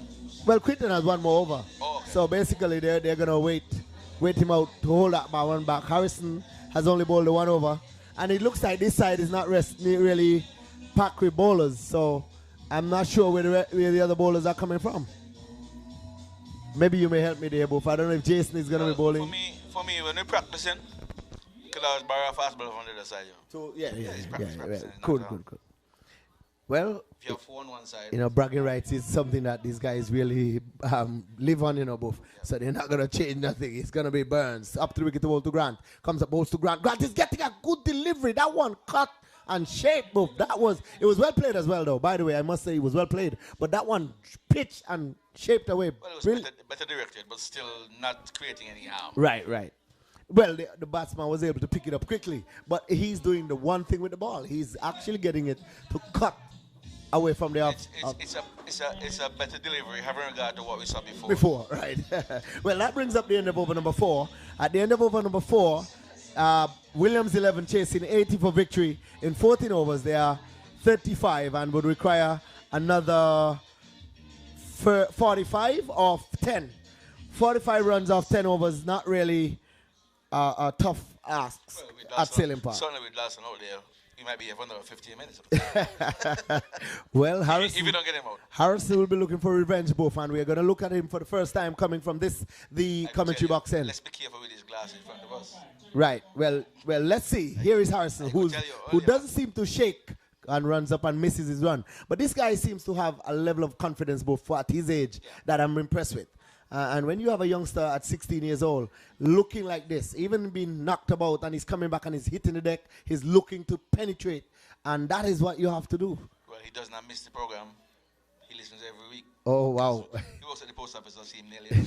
Here is Harrison up to the wicket bowl. A beautiful delivery. Yorker length delivery, and Chubit was well served by getting down on it before he got it out. And this is great thinking from this youngster. Really impressive start to this second over by him. I think our fast bowling stock is strong. Yes. In Montserrat. And we have to build and ensure that our school system provides a feeder.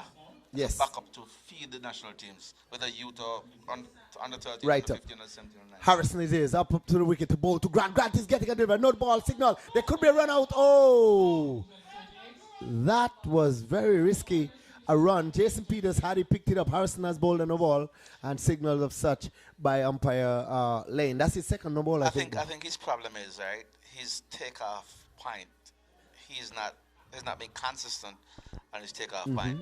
So I could tell you from here that he perhaps need to take off 1 foot further back. Absolutely. And he'll be all right.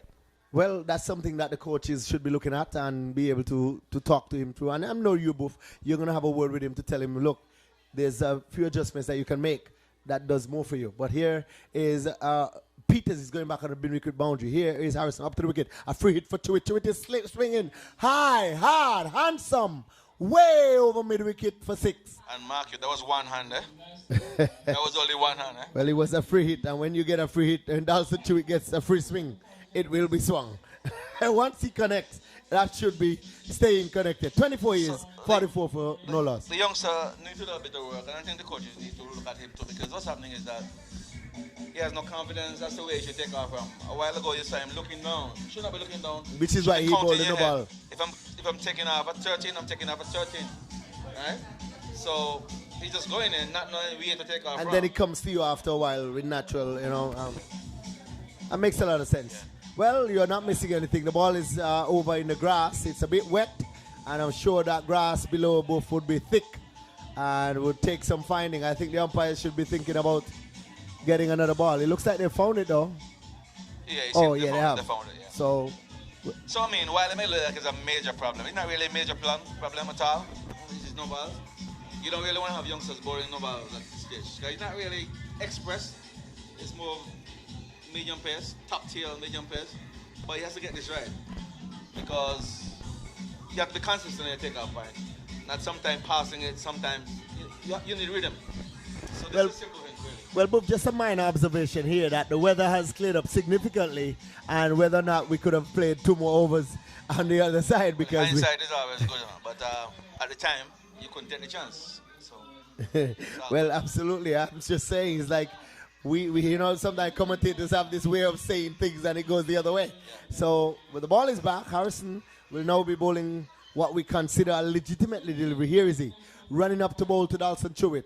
Here is he, past the umpire, bowls to Chewit. Chewit is getting a good delivery. Again, that level of concentration by this youngster, coming back off a ball that was hit for 6 and bowling a good delivery on about the pads, on about leg stump, and really forcing Dolly, who was falling over anyway, to really be wrapped in a pad. I don't know if it was a leg by or was it a single?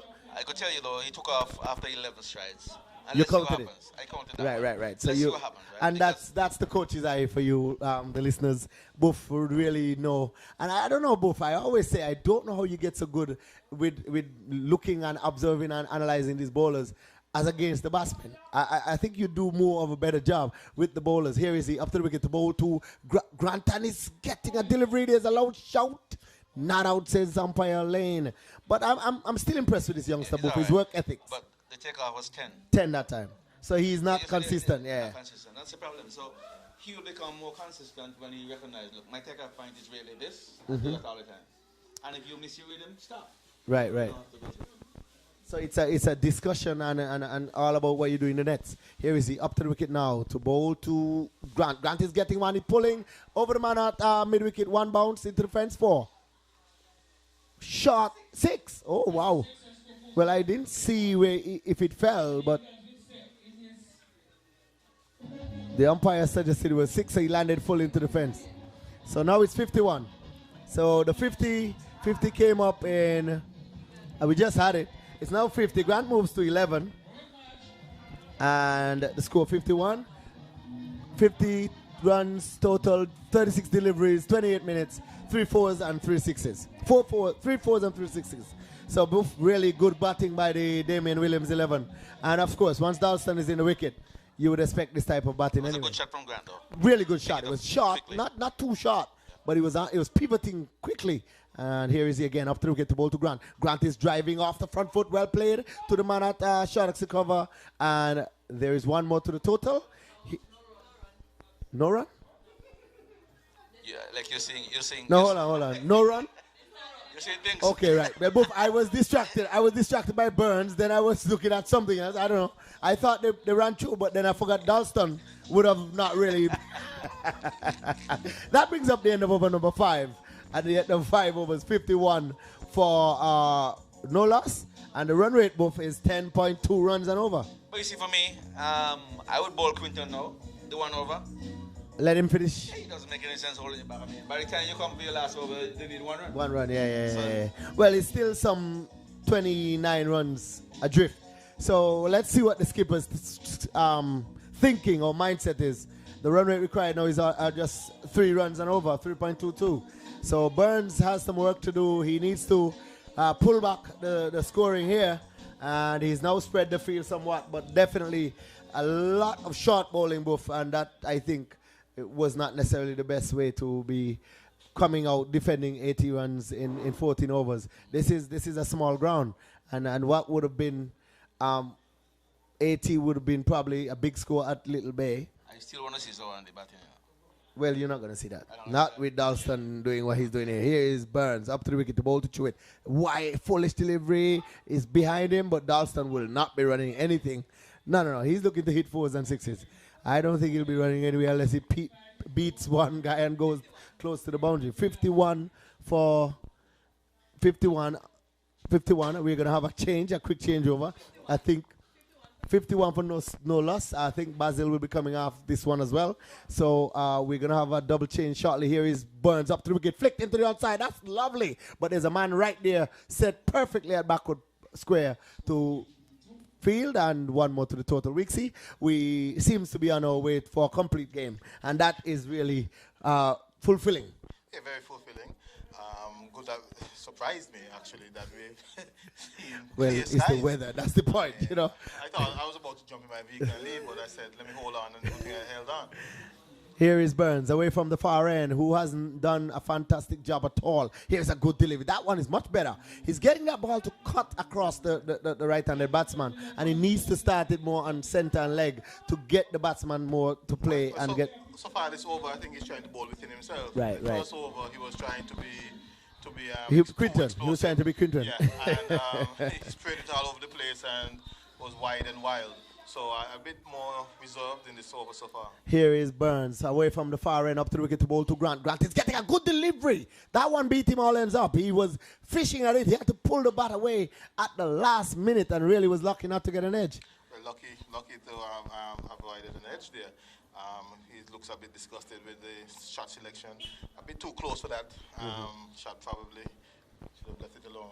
Absolutely. Burns is looking much better, much more accurate, much more penetrating in this his second over. Here is he from the far end up to the wicket, passes umpire Greenaway, bowls to Grant. Grant is getting a good delivery. Again, beating him outside, getting an outside edge. But this is much better bowling, and I'm surprised, Rixie, that he doesn't have a third man. I mean, clearly that's a mistake. Yes, very much so. And peeled off a thick enough outside edge there. Burns seems to be getting the ball to shape away slightly from the right-handed batsman. So good delivery so far in this over. Much better over, Gregory. Well, definitely. I mean, he's giving the batsman, he's forcing the batsman to play, and he's causing a lot more trouble. He's pushing the third man all the way back. That's the better way to do it. It's better you give away a single, especially when you have a small total to defend. These guys only need 24 runs for victory. Here is Burns away from the far end. He has to put on his thinking cap. He has to try everything possible right now to try and at least peg back this Williams team 11, because definitely they're on the course even without losing the wicket. Here is he up to the wicket. To bowl to Grant. Grant is on the front foot, steers it out into the offside. Looking for a single and a quick single. There will be no quick singles Well, absolutely. with Dawson out there at the moment. That brings up the end of his over. Wow. At the non-strikers end. But yeah, good over. Much 5 better runs, over. yeah. So much better over there from Sean Hill Burns. Again, I thought he was more bowling within himself a bit more. You can't go match to match with the ball on the other end, especially Quinton Boatwin. Even that over from Quinton Boatwin, I noticed. I think he was struggling with the ball. right. The ball was the outfield is wet, and once the outfield is damp. Yeah. So we're gonna have Warrell Smith. What is Warrell bowl again? Slippery medium. Mixture of leg spin and medium. I think he's more of a slow medium at the moment. But quite accurate. If you miss, he walk with you. So smart cricketer, one who's going to use his head and full of confidence. Right. Well, let's see. The field setting looks like it's for. But I sense an imbalance in the teams, Gregory. Yeah, both were speaking to that a while ago. One side seems batting heavy and the other side seems bowling heavy, and I think better job needs to be done in balancing out the teams. Well, it's their first game, and as Buff said, I think they could have done with one more of the fast bowlers, because I think there was 4 on show for the other team, and you had 2 pure spinners. Yeah. So if they could have pulled one more on this side and balanced it a bit, I think Dino Baker is on the field inside as well. So Dino not being there causes this huge gap in the bowling attack. So those are things that can be worked on, but nevertheless, you're playing against that opposition. You need to work it out. Here is a delivery, swung hard, and that was pulled. And Jason Peters, very close to Jason as well, and a good effort, but really and truly, it rocketed into the boundary for 4. First ball, short, at that pace, and then Dalston, right in his wheelhouse, he pulled it quite sweetly past JP before he could even dive. Yeah, absolutely. I've lost the ball really in the backdrop, so that was hit hard. 60 without loss. Dalston is on 30 runs. Dead ball. 60 and a dead ball. He missed his run. Tried to see what Dalston was going to do with the ball before he bowled it, so he had to stop after he realized Dalston was going for another big hit. I think the umpire stopped him. It's going to be the Warrell Smith up to the wicket, the ball to Chewit. Chewit is getting another one and slapping it into backward point. They're looking for a single, and Cubsy, I think Sullivan really couldn't get it cleanly, and they run through for a single. Dalston moves to 31, holding his back slightly weak. So you did mention that he had a slight back. He does have a back problem. Yeah. As of late. So that's something that maybe he needs to play a little more cricket and work it out. Swimming does some work. Here is a delivery up to the wicket. He's steering to the backward point region. It's penetrating backward point. They're going to have a chase. It runs close to the boundary, and they've stopped it just inside the boundary line, Sullivan, and they've gotten 2. So it's now 63 for no loss. Dalston is on 31, and Grant has looked good. I think he had a bit of trouble from Boatswain, but he has really looked good. Other than that, maybe 1 or 2 deliveries from Burns that squared him up a bit, but really out and out he has really looked good. Here is Smith up to the wicket to bowl to Grant. Grant is getting a wide delivery, and so signaled by umpire Jeff Lane. Yeah. There definitely is an imbalance in the teams, and we're looking at it right now. Smithy being a 4th change, probably not the strongest choice. But here's Smithy up to the wicket, the ball to Grant. Grant is getting a good delivery, spanking it again to the same spot. Another chase for Sullivan. He's run and chased it down, but not before the batsman get 2. Dalston might be blowing an extra breath. Yeah, he might be puffing. 2 runs back to back. 19 is Grant, 31 is Chewit, 66 without loss, and we're in the course of over number 7, is it? Over number 7, yeah. Here is Smithy up to the wicket, the ball to Grant. Grant is getting a slapping at a wide delivery. Smithy really struggling, maybe afraid to bowl. If I'm the fielding captain, I would bring back Quinton now. Make sure he bowls. Well, Buff had said that. And let's see what he could work out with his 6 deliveries. Because another 2 overs both, and Gregory this game. Here is Smithy up to the wicket, the ball to Grant. Grant is steering it into the offside, forward of square this time, and they get another single. cover, the deep cover, and there's another single. So the score now 68, 12 runs for victory, and we're only in over number 7. So Extra 17. wow, extra 17. That's really bad, especially when you don't seem to have the bowling lineup. That should do it. Here is Smithy up to the wicket to Truitt. Truitt is staring again. Back with a point. This time it's straight to the field. Not straight, but to the right of the field. They get another run. And that brings up the end of the over. And the end of that over, 69 it is for no loss. And after coming some weeksy, we'll have Basil Chambers that carries it to the end of the game. 11 more runs needed. And it still seems like a trot in the park, Baz. Easy going by who is it? Burns is it Damien's 11? So what are your thoughts? Well, I was just saying to myself that look how it's cleared nicely. The weather is something that's, you know, here we are. We took off a couple of overs, and now it's the most beautiful part of the day so far. Yes. You know, and these guys are batting beautifully. Yeah, good entertainment with the Yes. batting. A bit indifferent with the bowling. I was making a comment that it seems as if the teams are imbalanced in terms of. Yes, I think that Buff was saying that as well. That Boatswain maybe needed another fast bowler to help him, which I agree with. So let's hope for the next game that they'll get the balance right. You know, and it's a fun game at the end of the day. Yes. Right. He's working out a bit of rust and getting back into the flow. Boatswain has changed and it's going to come from the far end. Dalston Tuitt is not too happy. He's asked him to wait. So does umpire Greenaway. So Tuitt is on 32 from 18 balls, 40 minutes, 3 4s and 2 6s. And Boatswain, in he comes now. It is 69 without loss. Comes up and bowls short and he goes back and then forward and Smithy darts in from that point position.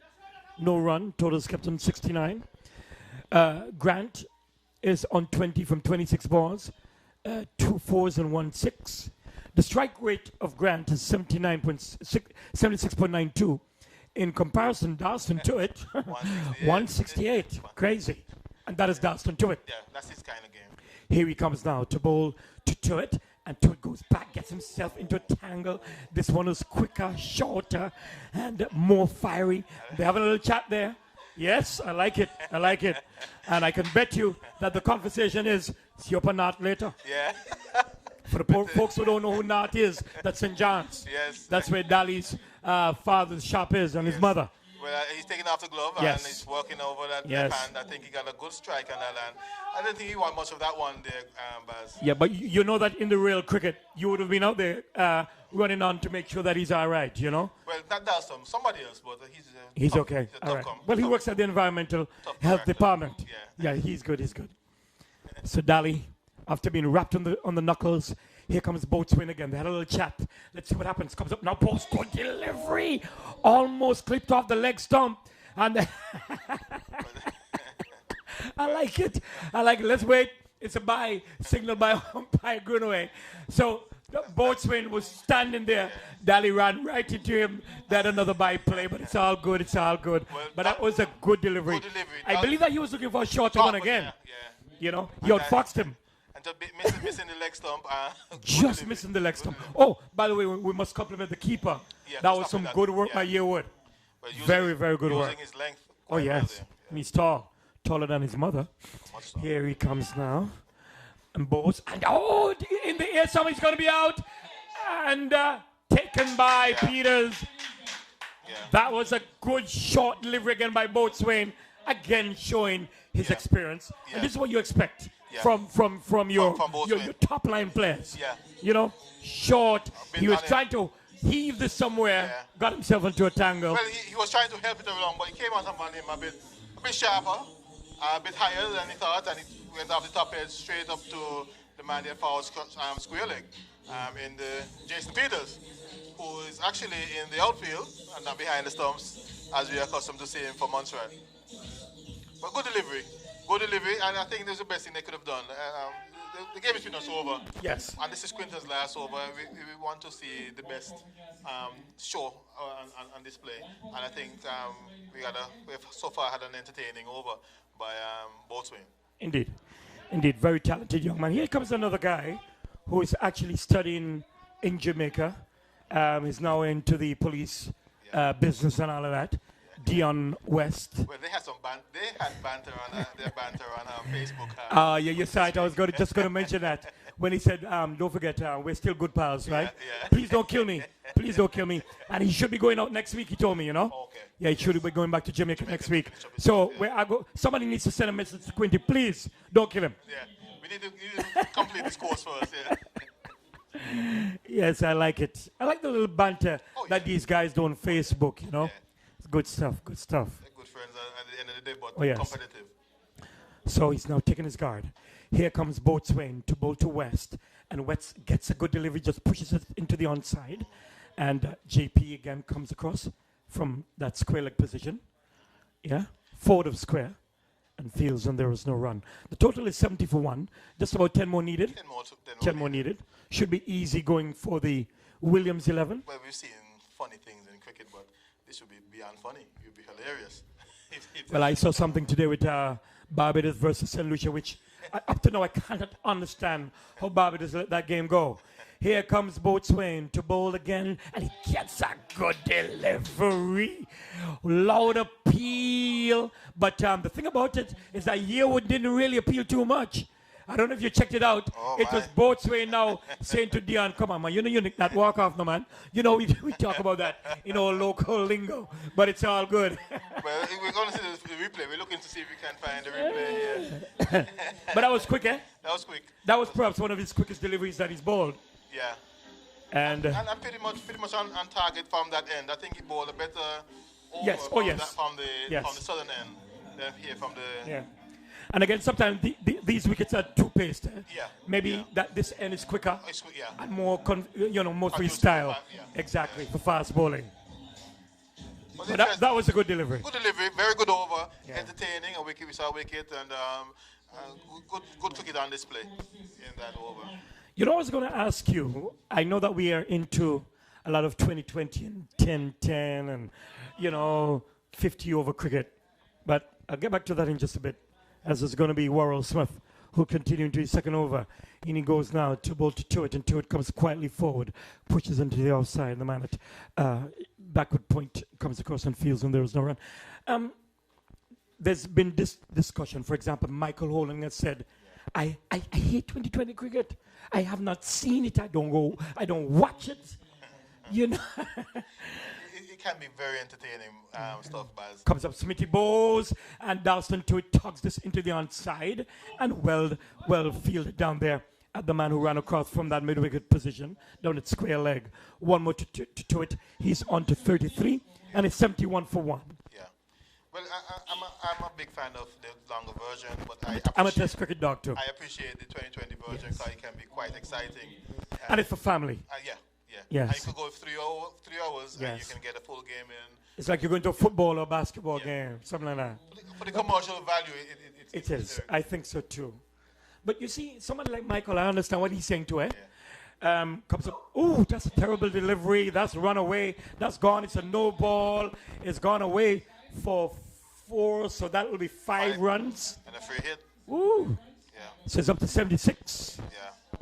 Well, I guess that one slipped out of it. And it's going to be... Yeah, free hit. Free hit as well? Yeah, should be a free hit. You see, people like Michael, eh? Yeah. They come from this old school with that traditional cricket in them. Yeah. You can't break it. But I've seen Jai Wardner and Tendulkar playing proper shots and being productive in 2020. Smith comes up, pose, and yo! Dion West again. Go for a big shot. Smithy is asking umpire Ben. It's a free hit. So it can only be run out in a free hit. There you go.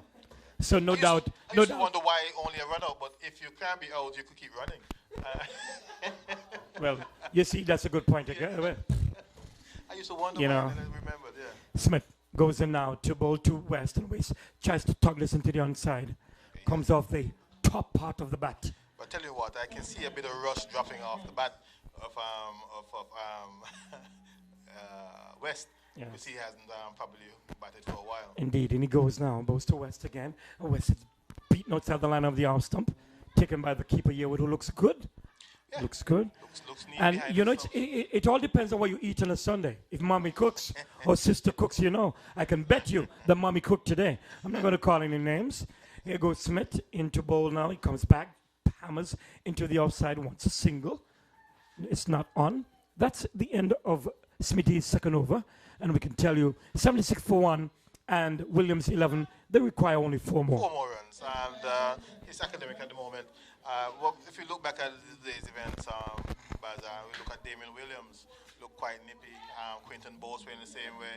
But looking at the batting, from the batting point of view, Yearwood looking quite comfortable playing in the first innings. And a bit of enterprising batting by Dawson Truitt. And I think Dawson Truitt is special. Yeah, and I think Grant looked good while he lasted. Eh?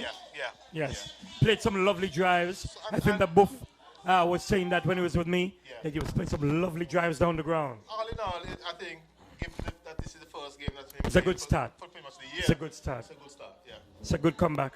And let me tell you something. I'm going to do a little challenge now. If Fitzroy Buffon says to me today, yes, we'll get a little senior team to play these juniors, but they can't bowl fast. They can't bowl fast. You can't stop them, man. Why? Why? No. They can't bowl fast. But I'm saying, if Fitzroy Buffon says yes, we're going to play. Greg, can we play? Greg, can we play a senior game? What is this guy getting into? I don't. I think this guy, president of the Montreal Cricket Association, is an interesting guy. My.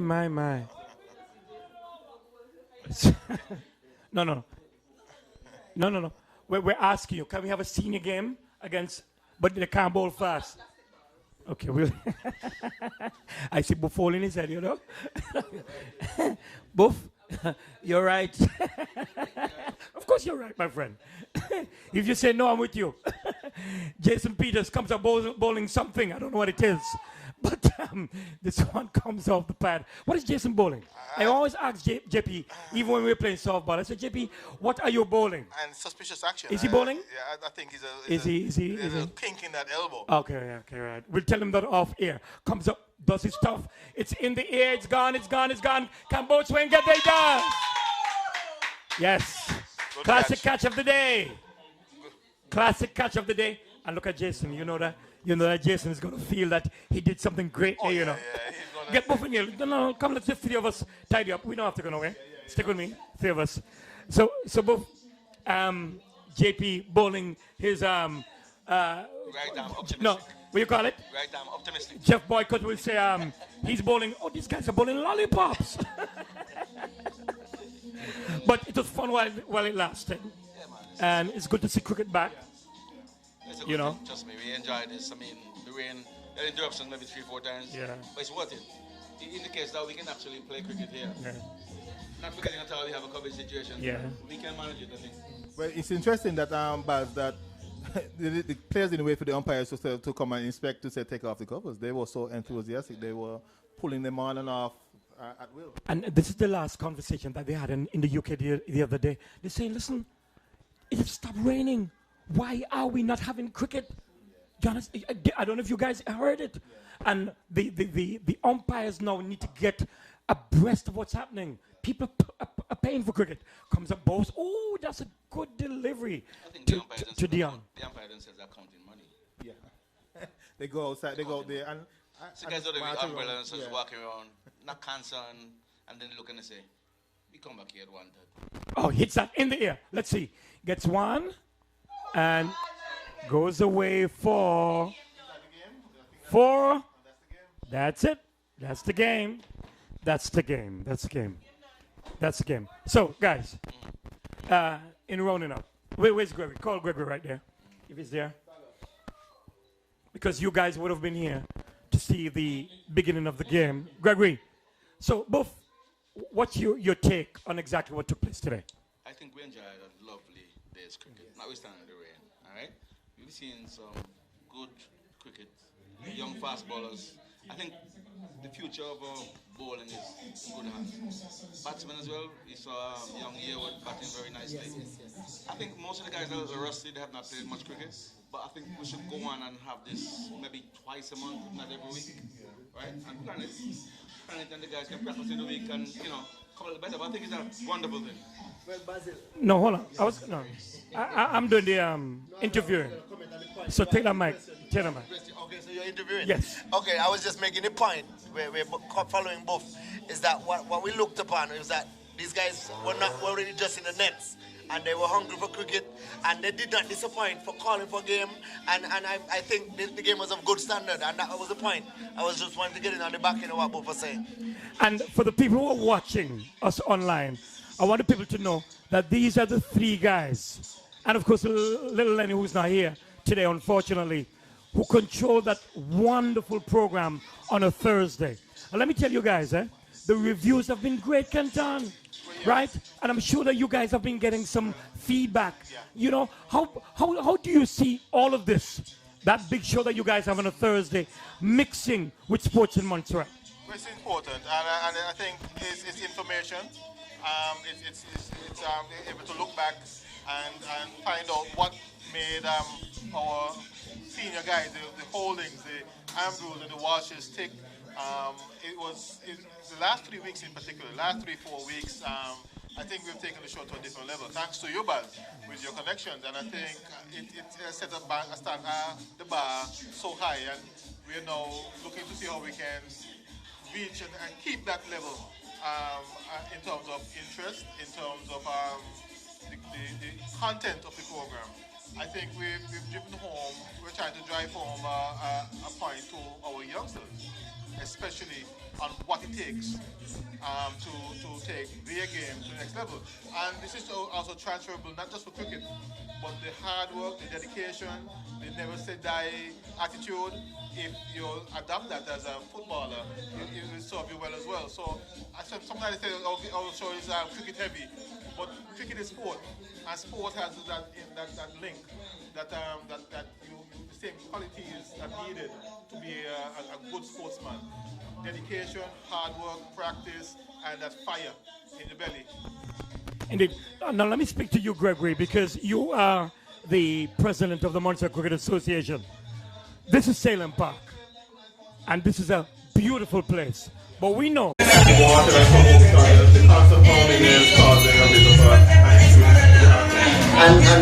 then we saw the second changes, Cameron Kirby and young Stephen Rodney. And that told us that there's a structure of fast bowling. Very rich.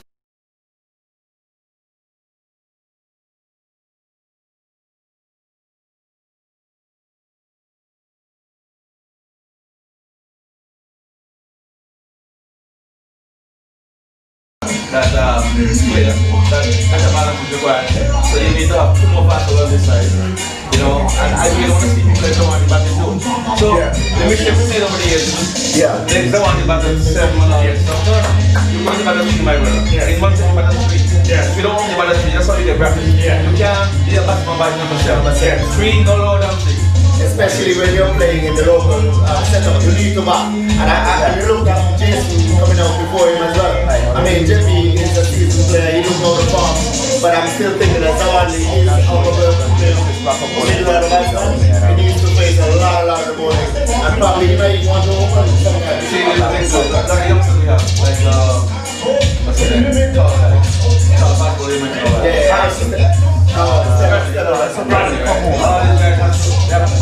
all-rounders. He's getting all-rounders. Because when that happens, right, and once you got those injuries, it's not a problem. You have 4 getting all-rounders, you come back to 3 or 4. That's what we need to do. Create a new culture. So the total of 440 is not good anymore. It's 340, 400. And we don't only do that if we have getting all-rounders. Right, well, I wanted to talk about the batting of young Yearwood and the keeping as well. I was amazed at the fact that he was keeping. But that's what I wanted us to look at. You saw some of the keeping. Well, when I came into the park, he was batting. And he looked really strong. But I played some strong balls with him. And he has a very good temperament and attitude about the game as well. But he's keeping, and he's surprised me today. And I'm saying, we don't know where he's going. We don't know what the future is. We gotta think now about the future as what we're saying. Maybe you need to start looking at a keeper and I can concentrate on being a batsman. Only the number 6 position or something like that. I mean, clearly we have to restructure. We have to watch what happens with whatsoever. Exactly. They got to the keepers. And a keeper. He's not going to make it as a keeper. Local and well, homegrown and brought in abroad. When you're looking at even the franchise Who's keeper for St. Kitts Nevis Patriots, we have 2 Trinidadians there as keepers. Ramlin, and you still have someone else there. But I'm saying, we got to look at the avenues our players are going to have to go in order to get further ahead.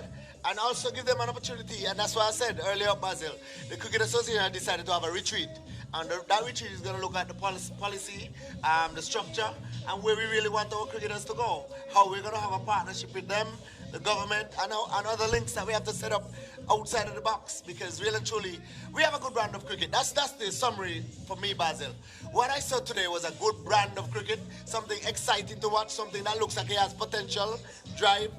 Even Harrison, who did not bowl necessarily best, there's some work that can be done with him, but he's only 16 years of age. So there is a lot. Sullivan, and both talking about Sullivan's in Antigua. I saw Sullivan today, and I looked at this guy and I say, look, this guy is ready to move. He's ready to go. Well, if you know Sullivan's dad, and he possesses half of his confidence, he's not going to back out.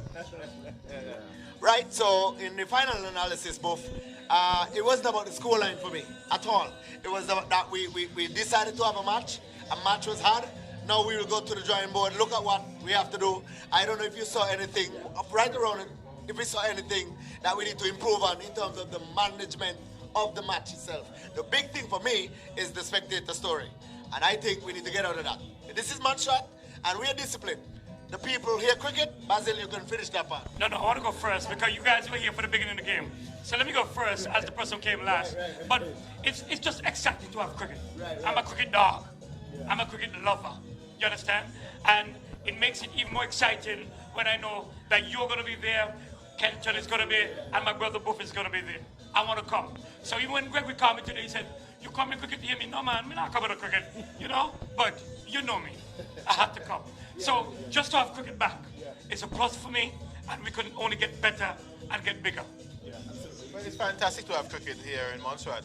It's fantastic that we can share it also with those who could make it to the grounds. And big up to Live Islands. I mean, he's becoming a pro at videoing these sporting events. So we gotta get kudos to Adrian and Live Islands. And big up and job well done. So I would love for this to continue. Let me stick his neck there. See himself on the camera. Just to share it. Everybody, this is Adrian. His old boy. Well, you know, I'm not supposed to be on this side of my cameras very often. But that's all right. All right, we're the best. Just want to say thank you. We love you and we appreciate you. Thank you very much. Yeah, Same. But for me, just to finish, I would love for this to continue. I know that the sports department is willing to help, especially knowing that the sports is not going to be sports as usual for this year. So using the money to develop our talent is key for us right now, and to probably even develop some of the infrastructure as well. So I know from the sports department standpoint, we're looking forward to a partnership with the Montserrat Cricket Association. You see, for me, right? Once we invest in our youngsters, we'll reap the rewards later. Don't mind, it might take 3-4 years, but we'll reap the rewards. Because what we have to do now is get a serious commitment from all the players. Right. Commit to improve. Yes. Commit to improve. Well, one of the things on that point, Buff, just to make that point, I want to ensure we see that the net facilities are prepared and maybe look at getting more nets, because Buff made the point, we need to get these guys in the nets more and get them on when they come out to really pull together. I know one of the plans for Little Bay was on the little ledge of land above the white building. We're looking to put some nets there and perhaps invest in a bowling machine, so the guys could go down there middle of the day and face an hour whenever they want, and in a cage so you can gather the balls and go. So that's one of the plans we're looking at. Perfect point. Both, I want you to finish, and I want us to say that the folks who are listening and are watching, you're going to see us. We're going to not see us, but we're going to be on from the pavilion on Thursday. So don't feel shortchanged that we have to wrap up here and we have to bring this to a conclusion. But I know the hunger, the energy that was created today. We're gonna look forward to Thursday, Basil, and probably even on your program that a lot of people are gonna ask some more. No. On my program is gonna be war. There's a lot of action on my program from tomorrow morning. Outside the boat. Right, my program is not sports. You know that. Yeah, Bob. So But it was a good day, and I really enjoyed what I saw. And we look forward to more matches of this kind. Absolutely. So from this particular edition of From the Pavilion, I will say that we've covered a cricket match live. It's the first time we are out in the field as for From the Pavilion. Little Lenny, you got a lot of work to do. Thanks to Cardell and the scoring team. Thanks to the players. Thanks to the official. Thanks to Little Lenny, house rat. I'm saying Little Lenny have a lot of work to do, so that's why I said that. Thanks to the umpires. Thanks to the groundsmen. And thanks to everybody who has been viewing. All of the folks who are viewed online, meaning outside of Montserrat. Really hope that you enjoyed what we gave you today and look forward to a lot more. So from the Pavilion and from Sailing Park, that is a wrap, and we're over now.